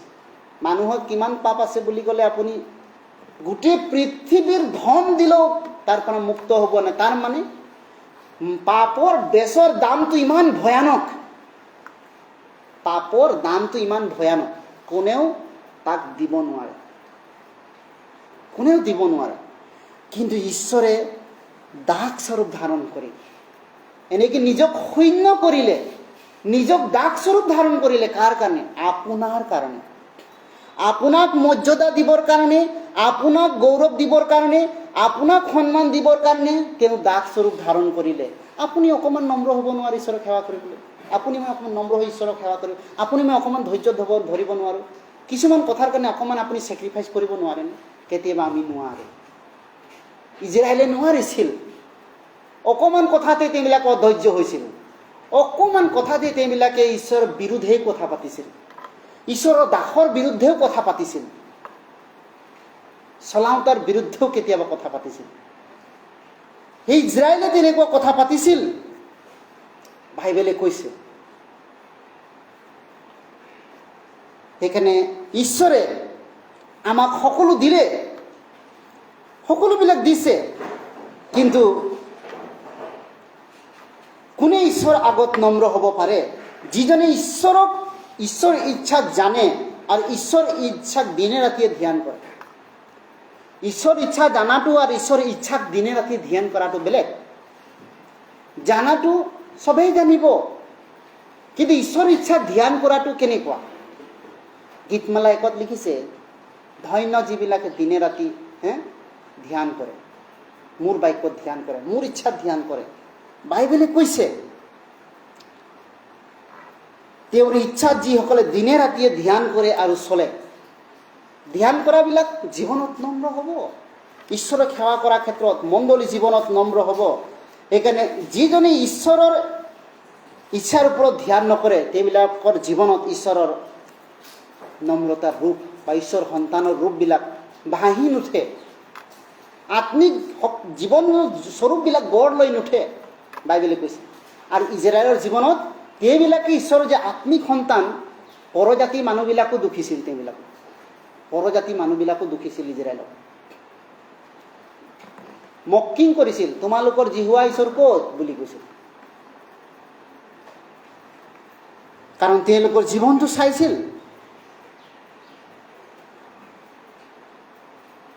আপুনি ভাবক, কোনোবা যদি ৰজাৰ বিৰুদ্ধে গালি সপনি দিয়ে কি হ'ব, কি অৱস্থা হয়? ৰজাৰ বিৰুদ্ধে যদি গালি সপনি দিয়ে তেতিয়াহ'লে তেওঁৰ অৱস্থাটো কি হয়? ৰজাই ডাইৰেক্ট তৰোৱাল উঠাই কাটি দিয়ে ৰজাৰ সিংহাসনৰ আগত। ৰজাক জিতি কথা ক'ব নোৱাৰে, কাটি দিব। ৰজাৰো ৰজা, প্ৰভুৰো প্ৰভু, তেওঁৰ ওপৰত বিৰুদ্ধে কথা কৈছিল ইজৰাইল, তেওঁৰ বিৰুদ্ধে কথা কৈছিল, তথাপিও ঈশ্বৰে মাৰা নাছিল। দয়া কৰে, দয়া দেখায়, মৰম দেখায়। সেইকাৰণে আমাৰ ঈশ্বৰজন কিমান মহান, যিজনক আমি ঈশ্বৰক সেৱা কৰোঁ, আমি সেৱা কৰোঁ। আপুনি যদি সেই ঈশ্বৰক সঁচাকৈ আমি দকৈ বুজি পাওঁ, ডিপলি আপুনি যদি বুজে, ঈশ্বৰক আপুনি নিশ্চয় বহুত নম্ৰ, ঈশ্বৰক সেৱা কৰিবলৈ আপুনি ঈশ্বৰৰ ক্ষেত্ৰত জীৱনটো আগবঢ়াব। বাইবেলে কৈছে, প্ৰকাশিত বাক্য আমি পঢ়িম, প্ৰকাশিত বাক্য 5 অধ্যায়, তাতে প্ৰকাশিত বাক্য 5 অধ্যায় 11 পৰা 13 পদলৈ। কোনোবা এজন ভাই পঢ়ি দিয়ক। প্ৰকাশিত বাক্য 5 অধ্যায় 11 পৰা 13 পদলৈ। মই চাওঁতে চাওঁতে সেই সিংহাসনৰ প্ৰাণীবিলাকৰ আৰু বৃদ্ধ লোকসকলৰ চাৰিওফালে অনেক স্বৰ্গদূতৰ মাত শুনিলোঁ। তেওঁবিলাকৰ সংখ্যা অযুত গুণ অযুত আৰু হাজাৰ গুণ হাজাৰ আছিল। তেওঁবিলাকে বৰ মাতেৰে ক'লে, বোলে কত হোৱা, যি মেৰ পোৱালি তেনে পৰাক্ৰম, ধন, জ্ঞান, শক্তি, সমাদৰ, মহিমা আৰু ধন্যবাদ পোৱাৰ যোগ্য। আৰু স্বৰ্গত, পৃথিৱীৰ তলত আৰু সাগৰত যি সকলো সৃষ্ট বস্তু আৰু সেই সকলোৰে মাজত যি আছে, সকলোৱে এই কথা কোৱা শুনিলোঁ। সিংহাসনত বহি থকা জনা আৰু মেৰ পোৱালীৰ ধন্যবাদ, মৰ্যাদা, মহিমা আৰু পৰাক্ৰম সদা সৰ্বদাই হ'ব। সেইখিনি বাইবেলে যীশুখ্ৰীষ্টৰ নম্ৰতাৰ বিষয়ে আখ্যান কৰিছে। স্বৰ্গত তেওঁ হত হোৱা মেৰ পোৱালী, 12 পদত কৈছে, তেওঁৱে পৰাক্ৰম, ধন, জ্ঞান, শক্তি, সমাদৰ, মহিমা, তেওঁ ধন্যবাদ পোৱা যোগ্য, কিন্তু তেওঁ নম্ৰ হোৱা এটা মেৰ পোৱালী। স্বৰ্গদূতে তেওঁক প্ৰশংসা কৰিছে, স্বৰ্গদূতে প্ৰশংসা কৰিছে। সেইকাৰণে যীশুখ্ৰীষ্ট স্বৰ্গত, পৃথিৱীৰ তলত থকা, সাগৰৰ তলত থকা সকলো বস্তুৰ মাজত যি আছে, সকলোৱে তেওঁৰ কথা শুনা, যীশুৰ বিষয়ে শুনিব কৈছে, যে ঈশ্বৰ কিমান মহান, ঈশ্বৰ কিমান মহান। ঈশ্বৰ ইমান মানুহক তেওঁ নম্ৰ হৈ দেখাইছে, নিজে ঈশ্বৰক তেওঁ সেৱা কৰিছে, আমাৰ হৈ সেৱা কৰিছে। নিজৰ তেজ তেওঁ পবিত্ৰ বেদীত দিব যাওঁতেনে নিজকে শূন্য নম্ৰ হৈ ঈশ্বৰৰ আগত আপোনাৰ মোৰ বেজটো দিবলৈ গৈছে। পবিত্ৰ সিংহাসনৰ বেদীত যেতিয়া তেওঁ সোমাই আমাৰ কাৰণে তেজ দিছে, কেনেৰূপে দিছে? নম্ৰ হৈ, মৃত্যু পৰ্যন্ত নম্ৰ হৈছে। সেইকাৰণে প্ৰকাশিত বাক্য কৈছে, ধন্য যিবিলাকে মৃত্যু পৰ্যন্ত বিশ্বাসী সেৱা কৰে, তেওঁবিলাকে জীৱনটো কীৰ্তিৰ সন্মান পাব। বাইবেল কৈছে, আপুনি মই ঈশ্বৰৰ আগত মহান। সেইকাৰণে যীশুৱে কৈছে, যিসকলে মোৰ জুঁৱলিটো নলয়, তেওঁবিলাকে মোক সেৱা কৰাটো অসম্ভৱ। মথি 11:29 পদত কৈছে, মোৰ জুঁৱলি লোৱা, মোৰ জুঁৱলি লঘু আৰু সুসাধ্য। ইট ইজ নট এ চন লাইক এ বাৰ্ডেন। সেইটো এটা ভাৰপ্ৰাপ্তৰ দৰে নহয়। যীশুক সেৱা কৰাটো এটা ভাৰপ্ৰাপ্ত নহয়। যীশুক সেৱা কৰাটো এটা বহুত মনত ফূৰ্তি, আনন্দ, জাগৃত, উৎসাহিত, যিসকলে জানে সঁচাকৈ ঈশ্বৰক সেৱা কৰাটো। মানুহে ঈশ্বৰক সেৱা কৰি পেলাই বহুত আনন্দ পায়। আপোনাৰ জীৱনত টেনচন আছে, দুখ আছে, বেমাৰ আছে, সিও নাইকিয়া হ'ব যদি অন্তৰত ঈশ্বৰৰ শান্তিটো জাগৃত হয়। সৰু সুৰা বেমাৰ মানুহৰ এই টেনচন বেমাৰ দূৰ হৈ যাব। এইবিলাক মনৰ শান্তি, যদি মানুহে ঈশ্বৰৰ শান্তি জীৱনত জানিব পাৰে। সেইকাৰণে ঈশ্বৰক যিমান তেওঁ সেৱা কৰে, ঈশ্বৰৰ আগত যিমান নম্ৰ হয়, ঈশ্বৰে সিমান তেওঁৰ অন্তৰত তেওঁৰ শান্তি বৃদ্ধি কৰে, শান্তি বৃদ্ধি কৰে। ঈশ্বৰে তেওঁৰ অন্তৰত মৰম বৃদ্ধি কৰে, ঈশ্বৰে তেওঁৰ জীৱনত অনুগ্ৰহ বৃদ্ধি কৰে। সেইকাৰণে ঈশ্বৰে কৈছে, মোৰ জুঁৱলি লোৱা। সেইকাৰণে যীশুখ্ৰীষ্ট কেনেকৈ জেৰুচালেমত সোমালে আপুনি ভাবক। সেইকাৰণে এটা বিষয়, যীশুৱে কাক সেৱা কৰিব আহিছিল? যীশুৱে আহি পেলাই মানুহৰ ভৰি ধোৱাল। কেনেকৈ সেৱা কৰিব লাগে তাক বুজাই দিছে যীশুৱে। এজন ঈশ্বৰ, যিজন পবিত্ৰ পবিত্ৰ পবিত্ৰ জনা, তেওঁ সৃষ্টিৰ আগত আছিল, সেই যীশুখ্ৰীষ্টই আহি পেলাই নিজে, ভাবক আপোনাৰ দেউতা আহি পেলাই আপোনাৰ ভৰি যদি ধুৱায় আপোনাক কেনেকৈ লাগে? আপোনাৰ মায়ে যদি আপোনাক ভৰি ধুৱায় কেনেকৈ আপুনি ফিল কৰিব? আপুনি এনে শৰ্মিন্দা গিল্টি ফিল কৰে, ইছ মোৰ মায়ে মোৰ ভৰি ধুৱাই দিছে, মইহে মাৰ ভৰি ধুৱাব লাগে। কিন্তু যীশুখ্ৰীষ্ট কেনেকৈ দেখাইছে আৰ্হিটো, তেওঁ আমাৰ পিতৃ, আৰু তেওঁ আহি পেলাই আমাক দেখাইছে, তেওঁ গাধ পোৱালি মঠি, আমি পঢ়িম মঠি 21:5 মঠি 21:5, আপুনি মই বৰ্ণ এগেইন সন্তান হিচাপে মণ্ডলীত থাকি ঈশ্বৰক কেনেধৰণে সেৱা কৰিছোঁ। ঈশ্বৰৰ আগত মঠি 21:5, মঠি 21:5 পঢ়িম একেলগে, আহক। তোমালোকে চিয়ন জীয়াৰী কোৱা, চোৱা তোমাৰ ৰজা নম্ৰ হৈ গাধৰ ওপৰত, অৰ্থাৎ গাধ পোৱালিৰ ওপৰত উঠি তোমাৰ ওচৰলৈ আহিছে। জেৰুচালেমত সোমাওঁতেনে ৰজা, কোন ৰজা? তেওঁ পৃথিৱীৰ ৰজা, সকলো মনুষ্য জাতিৰ ৰজা, স্বৰ্গদূতৰ ৰজা, প্ৰভুৰ প্ৰভু, ৰজাৰো ৰজা, প্ৰভুৰ প্ৰভু, সেইজনে নম্ৰৰ প্ৰতীক দেখাইছে। নম্ৰৰ প্ৰতীক। গাধত উঠি তেওঁ ঘোঁৰাত আহিব পাৰে, স্বৰ্গদূতৰ পিঠিত উঠি আহিব পাৰে, কিন্তু তেওঁ কিয় এনেকুৱা কৰিছে বুলি কৈছে? তেওঁ জগতত মানুহ হিচাপে দেখাইছে নিজকে। মানুহ, আমি জগতত থাকি ঈশ্বৰক কেনেধৰণে সেৱা কৰিম, ঈশ্বৰৰ আগত কি, ঈশ্বৰক কেনেধৰণে আমি সেৱা কৰিব লাগে, এই কথাটো দেখাবৰ কাৰণে ঈশ্বৰে এনেকুৱা কৰিছে, যাতে মানুহে, ইজৰাইলে নুবুজে, তাৰ কাৰণে ইজৰাইলক এই কথাটো দেখুৱাইছিল। আমাকো এই কথাটো দেখাইছে, বাইবেলে আমাক কৈছে আমি কেনেধৰণে ঈশ্বৰক সেৱা কৰিব লাগে। গাধৰ পিঠিত আহিছে তেওঁ, কিমান নম্ৰতা। আপুনি মই ঈশ্বৰৰ আগত কিমান নম্ৰ হ'ব লাগিব, কাৰণ টাইম নাই, সময় নাই আপুনি ঈশ্বৰৰ আগত সেৱা কৰিবলৈ। আপুনি যি টি মনত ভৰাই থাকিব, যি টি অন্তৰত ভৰাই থাকিব, ঈশ্বৰৰ আগত কেতিয়াও নম্ৰ নহ'ব আপুনি। সেইবিলাকে আপোনাৰ জীৱনত আক্ৰোশৰ পুং, কিবা কিবি তেওঁ জীৱনত থিংকিংবিলাক আনিব পাৰে, আপোনাৰ জীৱনত সেই নম্ৰতাৰ গুণবিলাক আনিব নিদিব। সেইকাৰণে আপুনি ঈশ্বৰলৈ চাই, মণ্ডলীলৈ চাই, ঈশ্বৰৰ সেৱাৰ অৰ্থে আপুনি সেই স্বৰ্গদূতৰ পৰা আমি শিকিব পাৰোঁ কিমান নম্ৰ। বৰ্ণ এগেইন সন্তান হিচাপে মানুহক চাই কাৰ্য কৰিব নালাগে, মানুহক চাই আমি কেতিয়াও মণ্ডলী জীৱনটো কৰিব নালাগে, মানুহৰ কথাটো লৈও আমি কেতিয়াও মণ্ডলী জীৱন কৰিব নালাগে। মণ্ডলীত সেৱা কৰাটো মোৰ দায়িত্ব, মণ্ডলীত চলাটো মোৰ দায়িত্ব, মণ্ডলীত আগবঢ়াটো মোৰ দায়িত্ব। ঈশ্বৰে মোক সেৱা কৰিবলৈ সুযোগটো দিছে। মণ্ডলী এটা হৈছে ঈশ্বৰৰ পবিত্ৰ বেদী, য'ত ঈশ্বৰে কাৰ্য কৰে, ঈশ্বৰে আপোনাক মোক দয়া কৰে। সেইকাৰণে বাইবেল কৈছে, কোনে ঈশ্বৰক ভয় কৰি চলে? যিজন নম্ৰ। মণ্ডলীত সৰ্বাধিক কাৰ্য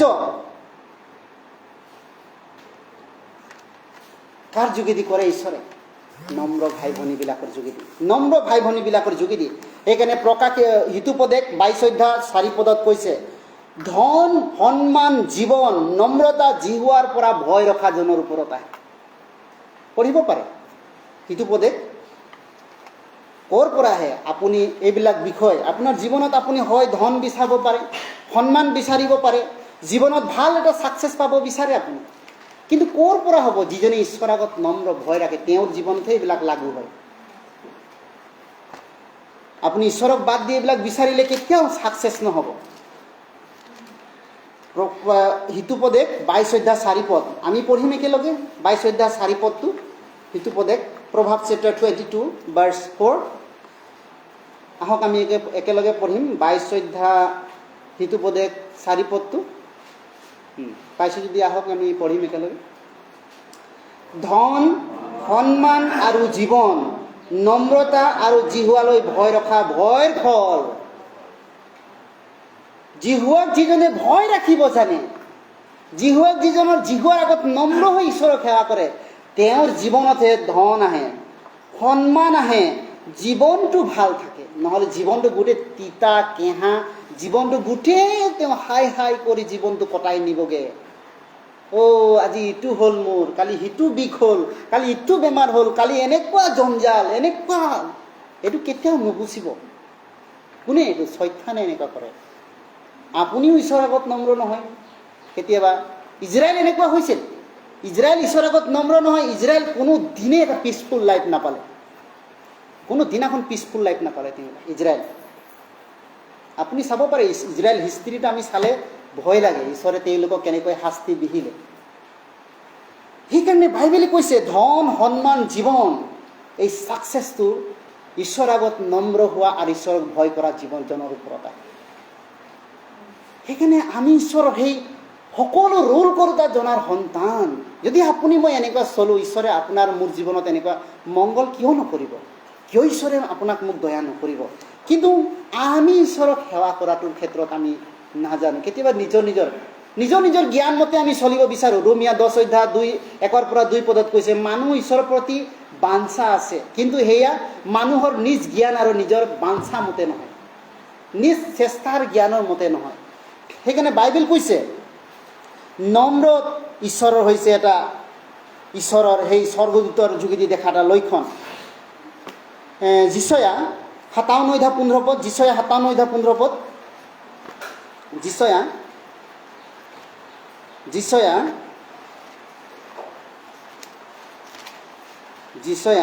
57:15 পদ, Isaiah 57 chapter verse 15.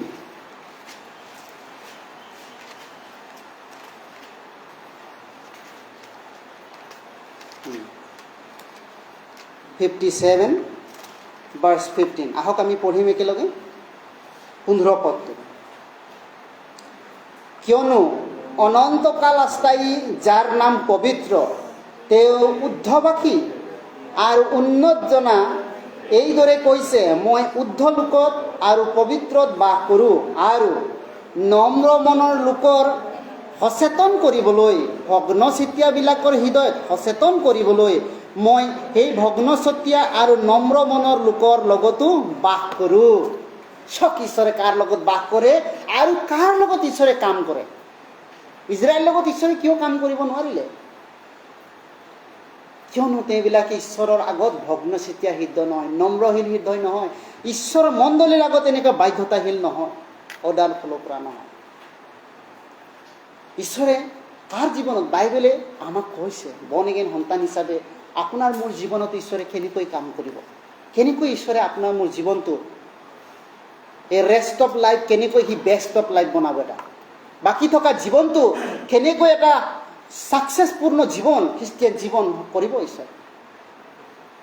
যেতিয়া আপুনি মই ঈশ্বৰক সঁচাকৈ অন্তৰৰ পৰা ভয় কৰিবলৈ শিকিম, অন্তৰৰ পৰা আমি ভগ্নচেতিয়া, আমি সঁচা অন্তৰে ঈশ্বৰক সেৱা কৰিম। সেইকাৰণে বাইবেলে কৈছে, আমি জানো আমাৰ স্বভাৱটো কি, আমাৰ জীৱনটো কি। ইজৰাইলে যেনেকৈ জানিছিল, কিন্তু ইজৰাইলে কেতিয়াও নম্ৰ হোৱা নাছিল। ইজৰাইলে জানিছিল কিন্তু নম্ৰ হোৱা নাছিল।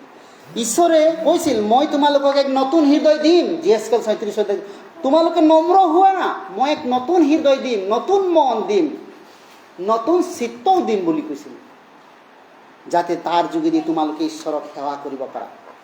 নম্ৰশীল মন। সেইকাৰণে বাইবেলে কৈছে, লুক 5:8 পদত যদি আপুনি চায়, পিতৰ এটা অহংকাৰী মানুহ আছে, তেওঁ ঈশ্বৰৰ আগত তেওঁৰ ভৰিত তেওঁ নম্ৰ, ভৰিত ধৰিছে, তেওঁ ভুল হৈছে। পিতৰে, ঈশ্বৰ মোৰ নিচিনা পাপী, মই আপোনাক সেৱা কৰিব যোগ্য নহয়, তেওঁ ভৰিত ধৰিছে পিতৰে যীশুৰ ওচৰত, লুক 5:8 পদত। আৰু সেই এজন এনেকুৱা নম্ৰশীল মানুহে এজন ছুপাৰষ্টাৰ হ'ল, শেষত ছুপাৰষ্টাৰ হৈছে ঈশ্বৰৰ নাম। মান সন্মান সকলোবিলাক তেওঁৰ পাছত চলি গ'ল। এতিয়া স্বৰ্গত তেওঁ মহান নাম আছে। সেইকাৰণে বাইবেলৰ মতে নম্ৰজনক বাইবেলে কেতিয়াও বিৰোধ নকৰে। বাইবেল কেতিয়াও ঈশ্বৰৰ বিৰোধ নকৰে, বাইবেলো বিৰোধ নকৰে, স্বৰ্গদূতো বিৰোধ নকৰিব আপোনাক। যিসকল ঈশ্বৰৰ আগত নম্ৰ চিতিয়া, খ্ৰীষ্টিয়ান জীৱনত এনেকুৱা নম্ৰ চিতিয়া লোক,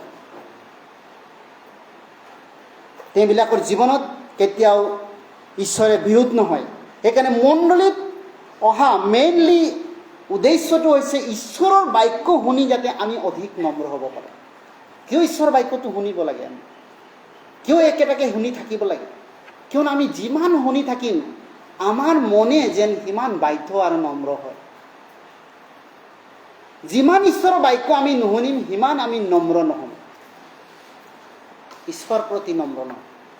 এনেকুৱা। সেইকাৰণে ঈশ্বৰৰ বাক্যটো আমাৰ জীৱনত কিয় লাগে বুলি ক'লে, যাতে আমি দ্বিতীয়টো দেউকা আমি চাব পাৰোঁ।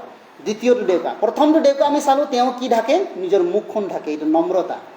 দ্বিতীয়টো দেউকা, দ্বিতীয় 6খন দেউকা আছিল, দ্বিতীয় 2খন দেউকা কি কৰে? তেওঁ চৰণ ঢাকে, চৰণ। 2খন দেউকাৰে কি কৰে? চৰণ ঢাকে। আৰু এইটো কি বুজাইছে? যীশুৱে নিজক তেওঁ ইমান তেওঁ সৰু কৰি দেখাইছে জীৱনত। আমি জোহন পঢ়িম, জোহন 13 অধ্যায়লৈ যাওঁ। জোহন 13 অধ্যায়, গস্পেল জোহন 13 অধ্যায় 9-10 পদ। জোহন 13 অধ্যায় 9-10 পদ। Let us read together. John chapter 13 verse 9 to 10. আহক আমি পঢ়িম একেলগে। যীশুৱে চিমোন পিতৰে তেওঁক ক'লে, হে প্ৰভু, মোৰ অকল ভৰি নহয়, হাত মোৰো ধুওৱা। যীশুৱে তেওঁক ক'লে, গা ধোৱা লোকৰ ভৰি বিনে আন একো ধুবৰ প্ৰয়োজন নাই, তেওঁ গোটেইটো শুচি আছে। বাইবেলে কৈছে, তেওঁ কৈছে, মোৰ হাত ভৰিটো কিয় ধুইছে? মোৰ গোটেই গাটো ধুৱাই দিয়ক। কিন্তু যীশুৱে কি কৰিব বিচাৰিছে এইটো বুজা নাই। আপুনি হাত ভৰি ধুৱাইছে, তেওঁ ভাবিছে মোৰ হাত আগত কেনেকৈ হাত ভৰি ধুৱাই সেইটো পবিত্ৰ কৰে। হাত ভৰি ধুই আগত জেৰুচালেমত সোমাওঁতেনে হাত ভৰি ধুই সোমায়। যিহুদীবিলাকৰ এইটো বিধান মতে তেওঁবিলাকে এনেকুৱা শুচি বুলি ভাবে। এতিয়া কিছু মানুহবিলাক এনেকুৱা কৰে, তেওঁবিলাকে নামঘৰ বা মছজিদ বা গীৰ্জাত এনেকুৱা হ'লে তেওঁবিলাকে চেণ্ডেল নোসোমায়, তেওঁবিলাকে ধুই পেলাই সোমায়। এনেকুৱা সেইটো বিধানৰ মতে তেওঁবিলাক বাহ্যিক এটা তেওঁবিলাকে ধৰি লওক পবিত্ৰতা এটা নিয়ম আছে। আৰু যিহুদীও সেইটো কৰিছিল। আৰু যিহুদীয়ে তেনেকুৱা বুলি ভাবিছিল। আৰু সেইটো জ্ঞান থকাৰ কাৰণে পিতৰে কৈছে, মোৰ গোটেই গাটো ধুৱাই দিয়ক যাতে মই একদম চাফা হৈ যাম। যীশুৱে কৈছে, যাৰ গোটেই জীৱনটো শুচি আছে তেওঁক এইটো আৰু কিয় পাৰ ধুৱাব লাগে? কি যীশুৱে নম্ৰতাৰ কথা বুজাব বিচাৰিছিল। তেওঁ নম্ৰতা, দাক সেৱা কৰাটো বুজাইছে। এই কেনেকৈ সেৱা কৰিব লাগে? ঈশ্বৰ হৈও তেওঁ মানুহক সেৱা কৰিছে। আপুনি মই কেনেকৈ সেৱা কৰিব লাগিব? ভাই ভনীক কেনেকৈ সেৱা, মণ্ডলীক কেনেকৈ সেৱা কৰিব লাগিব? ঈশ্বৰৰ নতুন জন্ম পোৱা সন্তান হিচাপে কেনেকৈ সেৱা কৰিব লাগিব? কিন্তু পিতৰে এইটো বুজি নাপালে। পিতৰে উল্টাটোহে কৈছে। কেতিয়াবা ঈশ্বৰক সেৱা কৰাটো আপুনি মই কেতিয়াবা বুজি নাপাওঁ। ঈশ্বৰক সেৱা কৰাটো মানে কি? ঈশ্বৰক কেনেধৰণে আমি সেৱা কৰিব লাগে? সেইকাৰণে বাইবেলে কৈছে আমি কেনেকৈ ভৰি চাফা কৰিম, ধুম। আমাৰ ভৰি চাফাটো আমি ধোৱাটো হৈছে সহভাগিতা। যেতিয়া নম্ৰ কৰি বাধ্য হৈ আমি মণ্ডলী জীৱনত ঈশ্বৰ বাক্য শুনো, আমাৰ মন কি গোটেই জীৱনটো ঈশ্বৰে আমাক চাফা কৰে। কিন্তু সমস্যাটো হৈছে যিসকলে নামধাৰী খ্ৰীষ্টিয়ান, যিসকলে জগতত থকা নামধাৰী খ্ৰীষ্টিয়ানসকল, এতিয়াও তেওঁবিলাক যিসকলে উদ্ধাৰ পোৱা নাই, তেওঁলোকৰ সমস্যাটো হ'ল তেওঁবিলাকে শৰীৰটো এতিয়াও লেতেৰা আছে। সেইকাৰণে যীশুৱে ক'লে, গোটেই জীৱনটো মই শুচি কৰিছোঁ, তেওঁৰ ভৰিটো ধুৱাই কি কথা? সেইকাৰণে শুচিকৃত লাইফটো মানুহৰ ঈশ্বৰৰ মুক্তিৰ দ্বাৰা, ঈশ্বৰৰ উদ্ধাৰ পোৱাৰ দ্বাৰাই তেওঁৰ জীৱনত হয়। কিন্তু এই কথাটো তেওঁবিলাকে বুজি পোৱা নাছিল, যিহুদীবিলাকে বুজি পোৱা নাছিল। সেই সময়ত পিতৰো বুজি পোৱা নাছিল। সেইকাৰণে বাইবেলে কৈছে যে উদ্ধাৰ পোৱা যি আমি খুচি হ'লোঁ ঈশ্বৰৰ আগত। আমাৰ অতীত, বৰ্তমান, ভৱিষ্যত জীৱনৰ সকলোবিলাক ঈশ্বৰে আমাৰ পাপবিলাক দূৰ কৰি দিলে।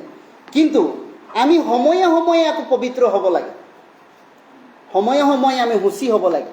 কিয়নো আমি এই মাংসিক জীৱনত থাকোঁ। কিয়ৰ কাৰণে সুচী হ'ব লাগিব? আমাৰ খ্ৰীষ্টিয়ান জীৱনটো সুচী হ'ব লাগিব। আত্মাটো আমাৰ অনন্তকালৰ বাবে ঈশ্বৰে পবিত্ৰ কৰিছে, কিন্তু খ্ৰীষ্টিয়ান জীৱনটো সুচী হ'ব লাগিব। কেলে? যাতে ঈশ্বৰে আমাক ব্যৱহাৰ কৰে, ঈশ্বৰে আমাক ব্যৱহাৰ কৰে। এইকাৰণে বাইবেলে কৈছে এই দুটা দেউকাৰে নিজৰ যিটো চৰণ ঢাকে বুলি কয়, চৰণটো মানে ভৰিটো পবিত্ৰ। চৰণটো ঢকাটো কি কৈছে? যিহুদীবিলাকে ভৰিটো ধুই পেলাই, যীশুৱে ভৰিটো ধুই পেলাই তেওঁবিলাকক ধুৱালে। তেওঁবিলাকে ভাবিছে জেৰুচালেমত থোৱাম, যীশুৱে চবক ভৰি ধুৱাইছে। আজিও খ্ৰীষ্টিয়ানে গীৰ্জাঘৰত এইটো কৰে। দেখিছেনে আপুনি কেতিয়াবা? মোকো ভৰি ধোৱা কৈছে, মোকো ভৰি ধুৱাই পাইছে। তেওঁবিলাকে বছৰেকত এবাৰ কৰে, ভৰি ধুৱাই পেলাই গীৰ্জাত সোমায়। সেই টিউবেলৰ পানীটো ভৰি ধুৱাই সোমালে কি নহ'ব? কিন্তু আত্মিক মিনিংটো হ'বতো সেইদিনতে পিতৰে বুজি পোৱা নাছিল। আজিও বহুতে উদ্ধাৰ পোৱা নোপোৱা খ্ৰীষ্টিয়ানবিলাক বুজি পোৱা নাই। ভৰিটো চাফা পানীৰে কৰিব পৰা নাযায়। এইটো কৈছে যাতে খ্ৰীষ্টিয়ান জীৱনত এইটো আপোনাৰ ঈশ্বৰৰ লগত চলা খোজটো পবিত্ৰ হ'ব লাগিব। খ্ৰীষ্টিয়ান জীৱনত চলা খোজটো পবিত্ৰ হ'ব লাগিব। বছৰেকত এদিন ধুলেইতো নহ'ব, সদায় আপোনাৰ জীৱনটো ঈশ্বৰৰ ভৰিটোৱে চলে। এই কথাতে দুখন দেউকাৰে ঈশ্বৰৰ কাম কৰিবলৈ চলা ভৰিটো দেউকাৰে পবিত্ৰ কৰি ৰাখে, চিৰাপে। গতিকে ঈশ্বৰৰ লগত চলা আপোনাৰ খ্ৰীষ্টিয়ান জীৱনটো কেনেকৈ আছে? আত্মিক ভৰিটো আপোনাৰ কেনেকুৱা? ঈশ্বৰে ব্যৱহাৰ কৰিব পৰা হয়নে? এই কথাটো ঈশ্বৰে বুজাব বিচাৰিছে। সেইকাৰণে বাইবেলে কৈছে মথি 5:8 নিৰ্মল চিত্ত মানুহবিলাক, নিৰ্মল চিত্ত মানে সুস্বীকৃত শৰীৰ জীৱনটো ধন্য, কিয়নো তেওঁবিলাকে ঈশ্বৰক দৰ্শন হ'ব বুলি কৈছে। নিৰ্মল চিত্ত, পবিত্ৰ। সেইকাৰণে চিৰাপক দেখাইছে, চিৰাপে কিয় দুখন ভৰি ঢাকি ৰাখে? দুখন দেউকাৰে নিজৰ ভৰিটো কিয় ঢাকি ৰাখে? ঈশ্বৰৰ আগত সেৱা কৰিব যাওঁতেনে, যাতে ঈশ্বৰৰ আগত সেৱা কৰিবলৈ তেওঁ সুচী আৰু পবিত্ৰতা থাকে। সেইকাৰণে নোহাৰ সময়ত তেওঁবিলাকে পবিত্ৰ হৈছিল, জন্তু বলি দি পেলাই সুচী হ'বৰ কাৰণে। তেওঁবিলাকে সেই জলপ্লাৱনটো বুজাইছে, তেওঁবিলাকে সেইটো উদ্ধাৰ পোৱাটো বুজাইছে নহয়। জাহাজটো বুজাইছে তেওঁবিলাকৰ পৰিত্ৰাণ। কিন্তু উদ্ধাৰ পোৱাৰ পাছত তেওঁবিলাকে জন্তুটো আকৌ কিয় সুচী কৰিছে, তেওঁ বলি দিছে? খ্ৰীষ্টিয়ান জীৱনটো সুচী হ'বৰ কাৰণে। খ্ৰীষ্টিয়ান জীৱনটো এতিয়া এইকাৰণে আপুনি মই হয় উদ্ধাৰ পোৱা সন্তান হ'ব পাৰোঁ, কিন্তু আপোনাৰ মোৰ খ্ৰীষ্টিয়ান জীৱনটো এটা সুস্বীকৃত লাইফ হ'ব লাগিব।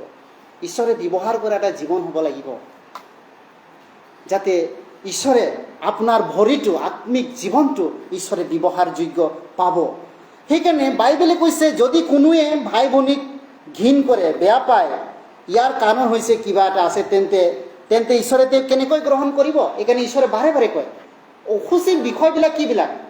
কোনোবা ভাই ভনী যদি কাৰোবাক বেয়া পাইছে, বেলি মান নযাওঁতেনে গৈ পেলাই তেওঁ ক্ষমা খুজি আহক, তেতিয়া ধৰ্মধামত আহি মোৰ আগত প্ৰাৰ্থনা কৰক। এইবিলাক বিষয়ে মানুহৰ জীৱনত অসুচি কৰে বুলি কৈছে। মানুহে বছৰেকত ভৰি ধুৱালেতো কি হ'ব? অসুচিৰ কথাটো বাইবেলে বাৰে বাৰে বহুত শিষ্যবিলাকো কৈছে। তুমি কিয় মোৰ আগত প্ৰাৰ্থনা কৰিব আহিছা? তুমি নিজৰ ভাইক অপৰাধ কৰি বেয়া পাই আহিছা, এতিয়ালৈকে ক্ষমা কৰা অহা নাই? তুমি বেলি মাৰ নযাওঁতেনে যে তেওঁক ক্ষমা দি আহি ঈশ্বৰক সেৱা কৰিব লাগে, প্ৰাৰ্থনা কৰিব লাগে, সেইটো নাজানা? সুস্বীকৃত লাইফটোক যীশুৱে বুজাবলৈ এনেকুৱা কৈছিল কেতিয়াবা। সেইকাৰণে আপোনাৰ মোৰ খ্ৰীষ্টিয়ান জীৱনটো কিমান ত্যাগী, কিমান ছেক্ৰিফাইচ, কিমান সুস্বীকৃত হ'ব লাগে, বাইবেলে আমাক কথাটো বাৰে বাৰে কৈছে। সেইকাৰণে আমি নাম্বাৰ উলিয়াম, গণনা পুস্তক গণনা পুস্তক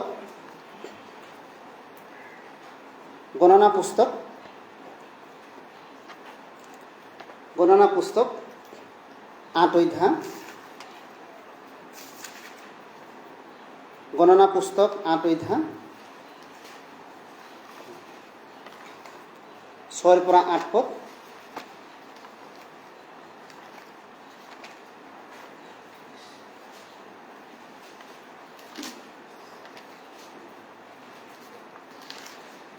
কোনোবা এজন ভাই পঢ়ি দিয়ক 6 পৰা 8 পদ, গণনা পুস্তক নাম্বাৰ চেপ্টাৰ 8 6 to 7। তুমি ইজৰাইলৰ সন্তানবিলাকৰ মাজৰ পৰা লেবীয়াবিলাকক লৈ তেওঁবিলাকক শুচি কৰা, তেওঁবিলাকক শুচি কৰিবলৈ তেওঁবিলাকলৈ এই কাম কৰা, তেওঁবিলাকৰ ওপৰত পাপ নাহক জল ছটিয়াবা, আৰু তেওঁবিলাকে নিজ নিজ গোটেই গা ঘূৰাই আৰু কাপোৰ ধুই আপোনালোকক শুচি কৰক। পাছে তেওঁবিলাকে এটা হ'ব। ইয়াত কি কৈছে, তেওঁবিলাকক পানী ছটিয়াটো কিয় বুজাইছে? তেওঁবিলাক জন্তু বলি দিয়াটো হৈছে, পানী ছটিয়াটো হৈছে ঈশ্বৰৰ কাৰণে যাতে তেওঁবিলাকে শুচীকৃত হয়, তাৰ কাৰণে পুৰোহিতক ঈশ্বৰে পানী ছটিয়াব কৈছিল, জল ছটিয়া। আৰু সেইটো কি হৈছে, আজি আপোনাক শুচীকৃত লাভ কৰাটো আজিও ঈশ্বৰে পানী ছটিয়াইছে। ক'ত ছটিয়াইছে? মণ্ডলীত। জলটো হৈছে ঈশ্বৰ বাক্য। ঈশ্বৰ বাক্য আপোনাক মোক কিয় দিয়ে? কিয় দিছে ধাৰাসাৰে জলৰ দৰে? পানীৰ দৰে আমি ঈশ্বৰৰ বাক্য পান কৰি আছোঁ। কিয়? যাতে আমি শুচীকৃত লাভ ঈশ্বৰৰ আগত হ'ব পাৰোঁ, শুচীকৃত জীৱন আমি ঈশ্বৰৰ আগত হ'ব পাৰোঁ। যাতে অশুচি যদি হৈ থাকে আপুনি, ঈশ্বৰৰ আগত যদি আপুনি এনেকুৱা অযোগ্য জীৱন থাকে, আপুনি কাউন্সিলিং কৰক, ছেমিনাৰ কৰক, আপুনি জীৱনত সেইটো ছাকচেছ নাপাব। আপুনি সেইটোত সফল নহ'ব পাৰে, সেইটোত পুৰস্কাৰ ক্ষেত্ৰত আপুনি আগবাঢ়ি নাযাব পাৰে। কাৰণ ঈশ্বৰে সহায় কৰিব লাগিব, আপুনিতো কৰিব নোৱাৰে। এইটো ঈশ্বৰে আপোনাক সেইটো ব্যৱহাৰ কৰিব লাগিব। ঈশ্বৰে আপোনাৰ যোগেদি যিটো কাৰ্য কৰিছে, ঈশ্বৰে তাক সেইটো এক্ট কৰিব নোৱাৰে। সেইকাৰণে শুচীকৃত লাইফটো খ্ৰীষ্টিয়ান জীৱনত কিয় লাগে বুলি ক'লে, আমি যেতিয়াবা ঈশ্বৰৰ কাৰণে কাউন্সিলিং কৰোঁ, ছেমিনাৰ কৰোঁ, ঈশ্বৰৰ কাৰণে সেৱা কৰোঁ, সেইবিলাক ঈশ্বৰৰ আগত গ্ৰহণযোগ্য হ'ব লাগিব। তাৰ যোগেদি ঈশ্বৰে আমাক পুৰস্কাৰ আছে। কেতিয়াবা আমি ঈশ্বৰৰ সেৱা কাৰ্যই কৰোঁ, মনত বহুত নিচিনা কিবা কিবি ৰাখি পেলাইও যদি আমি সেৱা কৰোঁ, সেইবিলাক আমি জাষ্ট তাৰ কাৰণেও কেতিয়াবা পুৰস্কাৰ আমাৰ হেৰাব পাৰে। গতিকে আমি ঈশ্বৰৰ কাৰণে যিটো পৰিশ্ৰম কৰোঁ, সেৱা কৰোঁ, ঈশ্বৰৰ আগত শুচি হ'ব লাগিব, শুচি হ'ব লাগিব। 7 দিন শুচি হৈ থাকিব। ইয়াত কেনেকৈ শুচি হয় বুলি কয়, গণনা তাতে 19 অধ্যায় নাম্বাৰ 19 অধ্যায় 11 পদ। ইজৰাইল জাতিক ঈশ্বৰে খ্ৰীষ্টিয়ান জীৱনটো তেওঁলোকক কেনেকৈ শুচি কৰি ৰাখিছিল। 19 অধ্যায় 11 পদ। ঈশ্বৰৰ আগত ব্যৱহাৰ হ'বলৈ কেনেকৈ তেওঁবিলাকে, ঈশ্বৰে যদি তেওঁবিলাক ব্যৱহাৰ কৰিবলৈ হ'লে কেনেকুৱা শুচি হ'ব লাগিব তেওঁবিলাক। 11 পদটো আমি পঢ়িম, 19 অধ্যায় 11 পদ গণনা পুস্তক। কিয়নো যিকোনোৱে মৰা মানুহৰ শৱ চুব, সি 7 দিন অশুচি হৈ থাকিব। ইয়াক কৈছে যিকোনোৱে মৰাশ চুব, সি 7 দিন শুচি হৈ থাকিব। এতিয়া বৰ্ণ এগেইন খ্ৰীষ্টিয়ান অশুচি কৰা মৰাশটো জগতক বুজাইছে। জগতক এই মৰাশটো কি বুজাইছে? জগতক বা জগতৰ কৰ্মক বুজাইছে। জগতৰ আপুনি যদি কিবা এটা ভুল বিষয়ত আপুনি কৰ্মত লিপিবদ্ধ হয়, তেতিয়াহ'লে সি আপোনাক অশুচি কৰি দিয়ে খ্ৰীষ্টিয়ান জীৱন। সেই মৰাটো জগতৰ বিষয়, কিন্তু সেইটো যদি চুৱে, তেওঁ 7 দিন অশুচি হয়। গৈ পেলাই পানী ছটিয়াব লাগিব, তেতিয়া শুচি হয়। এতিয়া আপুনি অশুচি কেনেকৈ হয়? কেতিয়াবা আপুনি জ্ঞাতভাৱে কেতিয়াবা ঈশ্বৰৰ আগত ভুল কৰে। আপুনি ভাবেনে ঈশ্বৰে আপোনাক ক্ষমা বিচাৰিলে ক্ষমা কৰি দিয়ে, কিন্তু আপুনি অশুচি হৈ যায় জীৱনটো।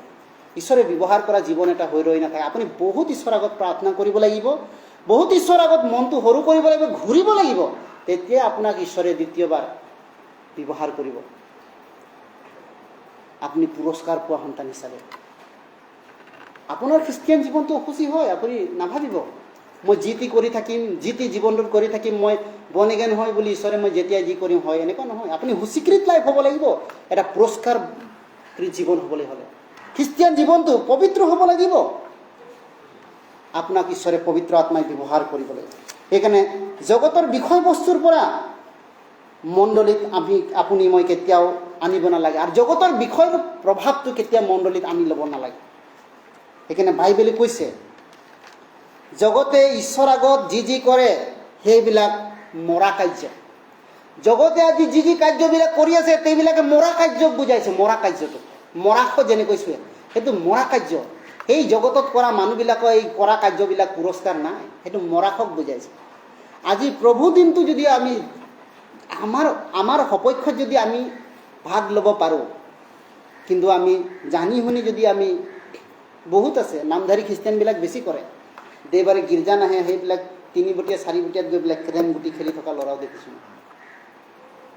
তেনেকুৱা এটা জীৱনক ঈশ্বৰে কেনেধৰণে ব্যৱহাৰ কৰিব যদি বৰ্ণ এগেইন সন্তানো তেনেকুৱা কৰে?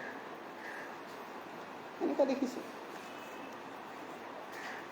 আমাৰ বৰ্ণ এগেইন সন্তানবিলাক তেনেকুৱা নকৰে, কিন্তু নামধাৰী খ্ৰীষ্টান প্ৰায় তেনেকুৱা কৰে।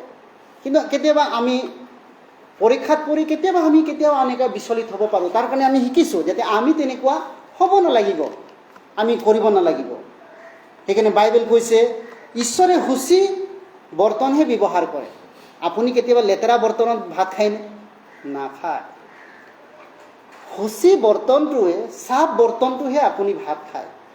ঈশ্বৰেও তেনেকৈ আপোনাৰ শুচি খ্ৰীষ্টিয়ান জীৱনটোকেহে ব্যৱহাৰ কৰে। শুচি খ্ৰীষ্টিয়ান জীৱন নাথাকিলে আপোনাক ঈশ্বৰে ব্যৱহাৰ নকৰে। আপুনি মানুহ হিচাপে ভালেই থাকিব, কিন্তু ঈশ্বৰত বাঢ়ি যোৱা জীৱনটো আপুনি বাঢ়ি নাযায়। সেইকাৰণে বাইবেলে কি কৈছে? প্ৰথম তিমথী 3 অধ্যায়, প্ৰথম তিমথী 3 অধ্যায়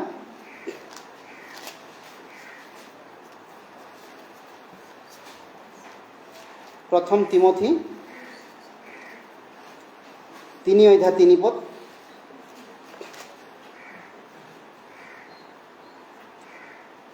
কেনেকুৱা হ'ব লাগিব তেওঁবিলাকক শিকাইছে। পৰিচাৰক বা ঈশ্বৰক সেৱা কৰাৰ ক্ষেত্ৰত কেনেকুৱা হ'ব লাগিব। প্ৰথম তিমথী 3 অধ্যায় 3 পদটো মই পঢ়িছোঁ।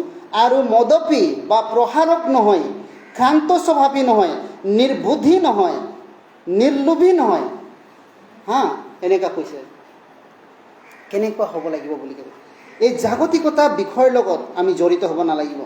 আমি মদপী হ'ব নালাগিব, আমি প্ৰহাৰক হ'ব নালাগিব, আমি ক্ষান্ত স্বভাৱী হ'ব লাগিব, আমি নিৰ্বুদ্ধি নিচিনা হ'ব নালাগিব, আৰু নিৰ্লোভী হ'ব লাগিব। নিৰ্লোভী। কেতিয়াবা আমি জগতৰ অকণমান কেতিয়াবা লোভৰ কাৰণেও কেতিয়াবা ঈশ্বৰৰ বিষয়টো কেতিয়াবা আমি বাদ দিওঁ। সেইকাৰণে ঈশ্বৰে কৈছে যে আমাৰ জীৱনত লাগে, ঈশ্বৰে জানে, ঈশ্বৰে কৰিব। সেইকাৰণে ঈশ্বৰে কৈছে তোমালোকে কন্যাৰূপী মণ্ডলীক ঈশ্বৰে বিচাৰে, ব্যৱহাৰ কৰে। কন্যাৰূপী মণ্ডলী। চাওক, আপুনি বিয়া পাতোতে সদায় এটা ছোৱালীক বিয়া পাতোতেনে ছোৱালীৰ বিষয়ে ভালকৈ আপুনি চায়। কোনেও এটা বদনামী ছোৱালী যদি ছ'চাইটিত থাকে, সেই ছোৱালীটোক আপুনি ভাল ল'ৰা যদি থাকে কোনেও বিয়া নাপাতে।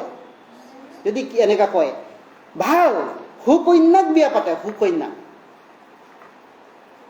তেনেকৈ ঈশ্বৰে তাক মালাৰে বিভূষিত কৰে। তেনেকৈ ঈশ্বৰে আমাক কন্যাৰূপী মণ্ডলী বুলি কৈছে। সুসজ্জিত কন্যাৰূপী মণ্ডলী। সেইকাৰণে বাইবেলে কৈছে আমি ঈশ্বৰৰ আগত পবিত্ৰকৃত হ'ব লাগিব। ইফিচিয়া 5 অধ্যায় 26 পদত কৈছে মণ্ডলী যেনে পবিত্ৰ, ঈশ্বৰ যেনে পবিত্ৰ তেনেকৈ মণ্ডলীও পবিত্ৰ হওক। তেওঁ বাক্যৰে তেওঁবিলাকক পবিত্ৰ কৰা যায়। চিৰাপবিলাক দুধবিলাকে নিজৰ ভৰি তেওঁবিলাকক শুচি কৰি ৰাখে। তৃতীয়টো 2খন ডেউকা কি কৰে চিৰাপবিলাকে? আমি প্ৰথমখন ডেউকা নিজৰ মুখ ঢাকে, 2খন ডেউকাই নিজৰ চৰণ ঢাকে, আৰু 2খন ডেউকাই কি কৰে? 2খন ডেউকাই যিচয়া, আমি আকৌ যাম, যিচয়া 6 অধ্যায়, যিচয়া 6 অধ্যায় 2 পদ।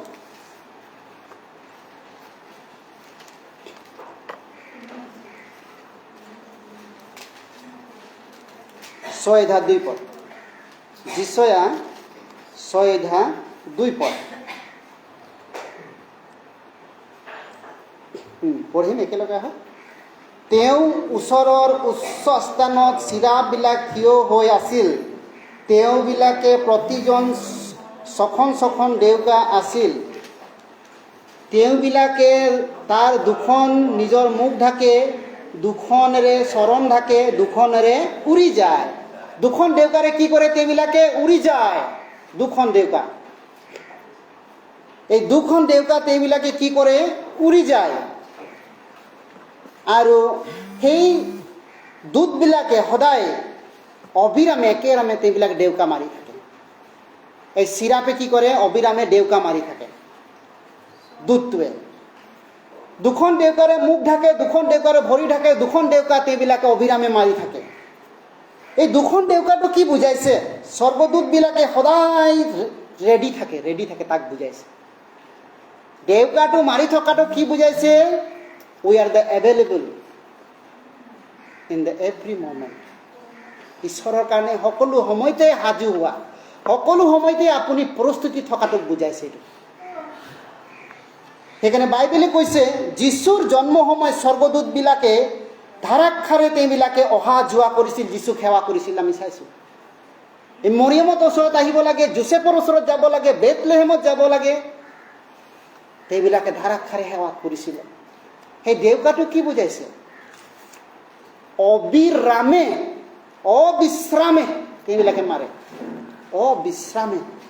কেতিয়াও তেওঁবিলাকে ডেউকাটো মনত এনেকৈ ঠাণ্ডা বন্ধ কৰি নিদিয়ে।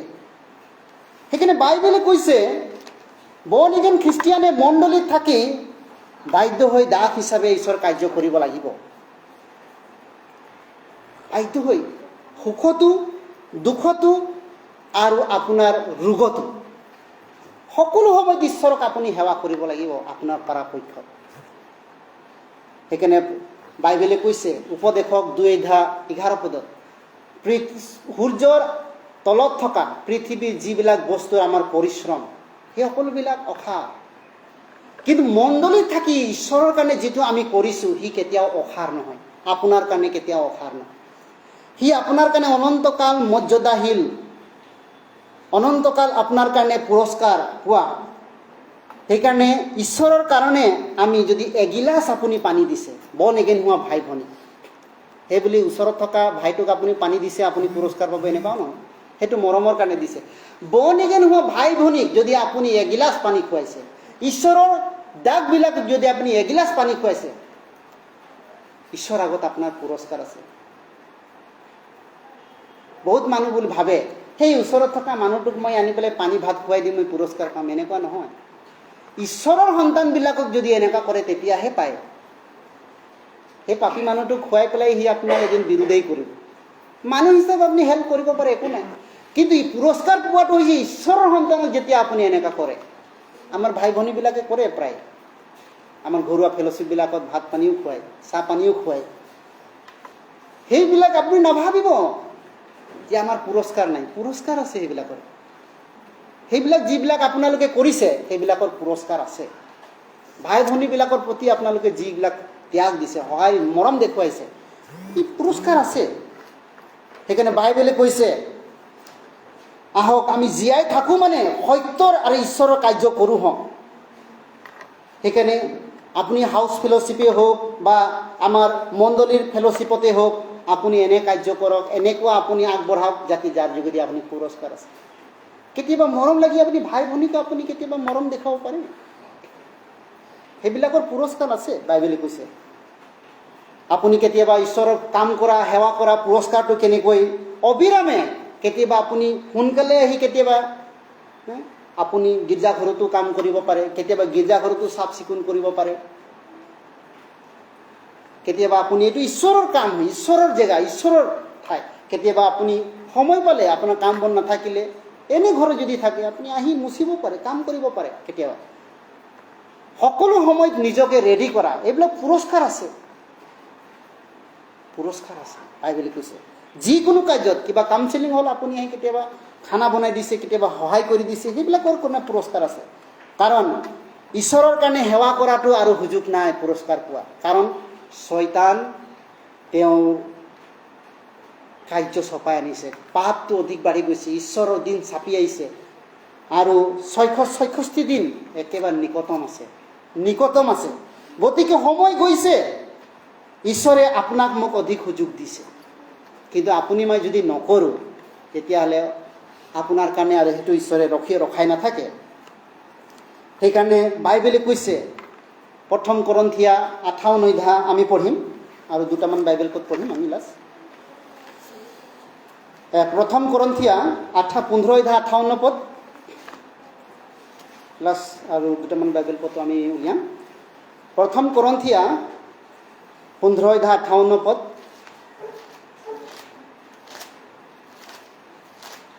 সেইকাৰণে মণ্ডলীত থাকি আমি যেনেকৈ ঈশ্বৰৰ কাৰণে সেৱা কাৰ্য আগবঢ়াইছোঁ, ভাই ভনীক আমি ঈশ্বৰৰ সাধুবিলাকৰ আগত সেৱা কাৰ্য আগবঢ়াইছোঁ। 15 পদ, আহক আমি একেলগে পঢ়িম। 1 Corinthians 15 পদ, 1 Corinthians chapter 15 verse 58. Shall we read together? এতেকে হে মোৰ প্ৰিয় ভাইবিলাক, প্ৰভুৰ তোমালোকে পৰিশ্ৰম যে ব্যৰ্থ নহয়, ইয়াকে জানি তোমালোকে থিৰ আৰু অৰল হৈ প্ৰভুৰ কাৰ্য উপচি পৰা। থিৰ আৰু অৰল অবিৰামে সকলো সময়ত সেই চিৰাপৰ নিচিনা। এইকাৰণে ঈশ্বৰে চিৰাপৰ দ্বাৰা দেখাইছে তেওঁবিলাক কেতিয়াও দুখন দেউকা নাযাবায়, তেওঁবিলাকে অবিৰামে মাৰে, অবিৰামে। বৰ্ণিকৰ সন্তান হিচাপে আপুনি ঈশ্বৰৰ সেৱা কৰাটো, ঈশ্বৰৰ কাৰণে আগবঢ়াটো আপুনি এনেকৈ নিজক প্ৰস্তুত কৰক। হয়, আমি 100% ঈশ্বৰক দিব নোৱাৰোঁ, কিন্তু আগত 10% আছিল, আজি যদি 7% হ'ল, অহাকালি আকৌ 4% হ'ব। আপুনি 10%ৰ পৰা 11, 12, 15 হ'ব লাগিছিলে। 10% পৰা 7, 5, 6 হ'ব নালাগে। আপুনি মই বৰ্ণ-again হওঁতেনে কিমান এফৰ্ট দিছোঁ মণ্ডলীত। আমি গৌৰৱ কৰিব লাগে, আমাৰ এইখন মণ্ডলী অসমৰ প্ৰথম মণ্ডলী।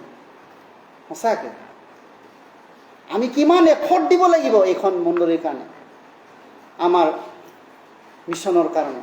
আমাৰ কিমান পাৰ্চেণ্ট থাকিব লাগিব মিছনখনত, মণ্ডলীখনত। সেইকাৰণে আপুনি মই অধিক ইয়াত লিখিছে, প্ৰভুৰ কাৰ্যত সদায় উপচি পৰাকৈ তুমি চেষ্টা কৰা।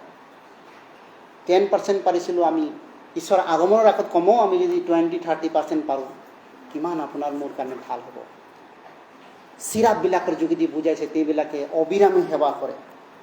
সেইকাৰণে বাইবেলে কৈছে তেওঁবিলাকে দিনে ৰাতি তেওঁবিলাকে দেউকা মাৰে। সেইকাৰণে ঈশ্বৰৰ গৌৰৱ তেওঁবিলাকে আৰাধনা কৰে। আপুনি মই তেনেকুৱা কৰিব লাগিব।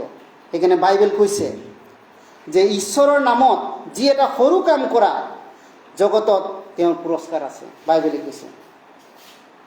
সেইকাৰণে লাষ্ট এটা বাইবেল পদ পঢ়িম আহক।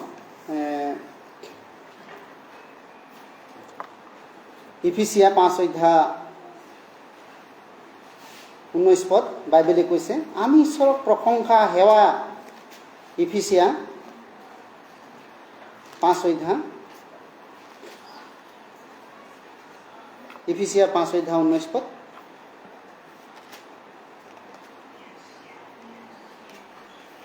আহক পঢ়িম একেলগে। 5:19 পদ। ধৰ্মগীত, স্তুতি গীত, আত্মিক গানেৰে পৰস্পৰে আলাপ কৰা আৰু প্ৰভুৰ উদ্দেশ্যে তোমালোকে হৃদয়ৰে গান কৰা, ধন্যবাদ কৰা। এইটো কি কৈছে? তোমালোকে সদায় আপোনাৰ যদি কাম নাই, আপুনি এটা ভনী ঘৰত যাওক, তাতে গান এটা লৈ পেলাই তেওঁ ভনীটোৰ লগত বাইবেল এটা পঢ়ক আৰু গান গাওক। আপুনি যাওক, ইজনে সিজন লগ গৈ পেলাই উৎসাহ কৰক, আলাপ আলোচনা কৰক বুলি কৈছে। প্ৰভুৰ উদ্দেশ্যে তোমালোকে হৃদয়েৰে গান কৰা, ধন্যবাদ কৰা, প্ৰশংসা কৰা, কথা পতা, দুটা ঈশ্বৰ উৎসাহিত কৰা প্ৰভুৰ কাৰণে। সেইকাৰণে অবিৰামে অকল আমি গীৰ্জাৰ সময়তে আমি অকল ঈশ্বৰৰ পাঠটো দিম। আপুনি যদি ফ্ৰী আছে, কোনোবা এজন ভাই ভনী ঘৰত গৈ পেলাই ভাল দুখ মৰমৰ কথা পাতক। যদি আপুনি ষ্টাডি কৰা নাই, কিবা কামত বিজি নাই, ভাই ভনী ঘৰত যাওক।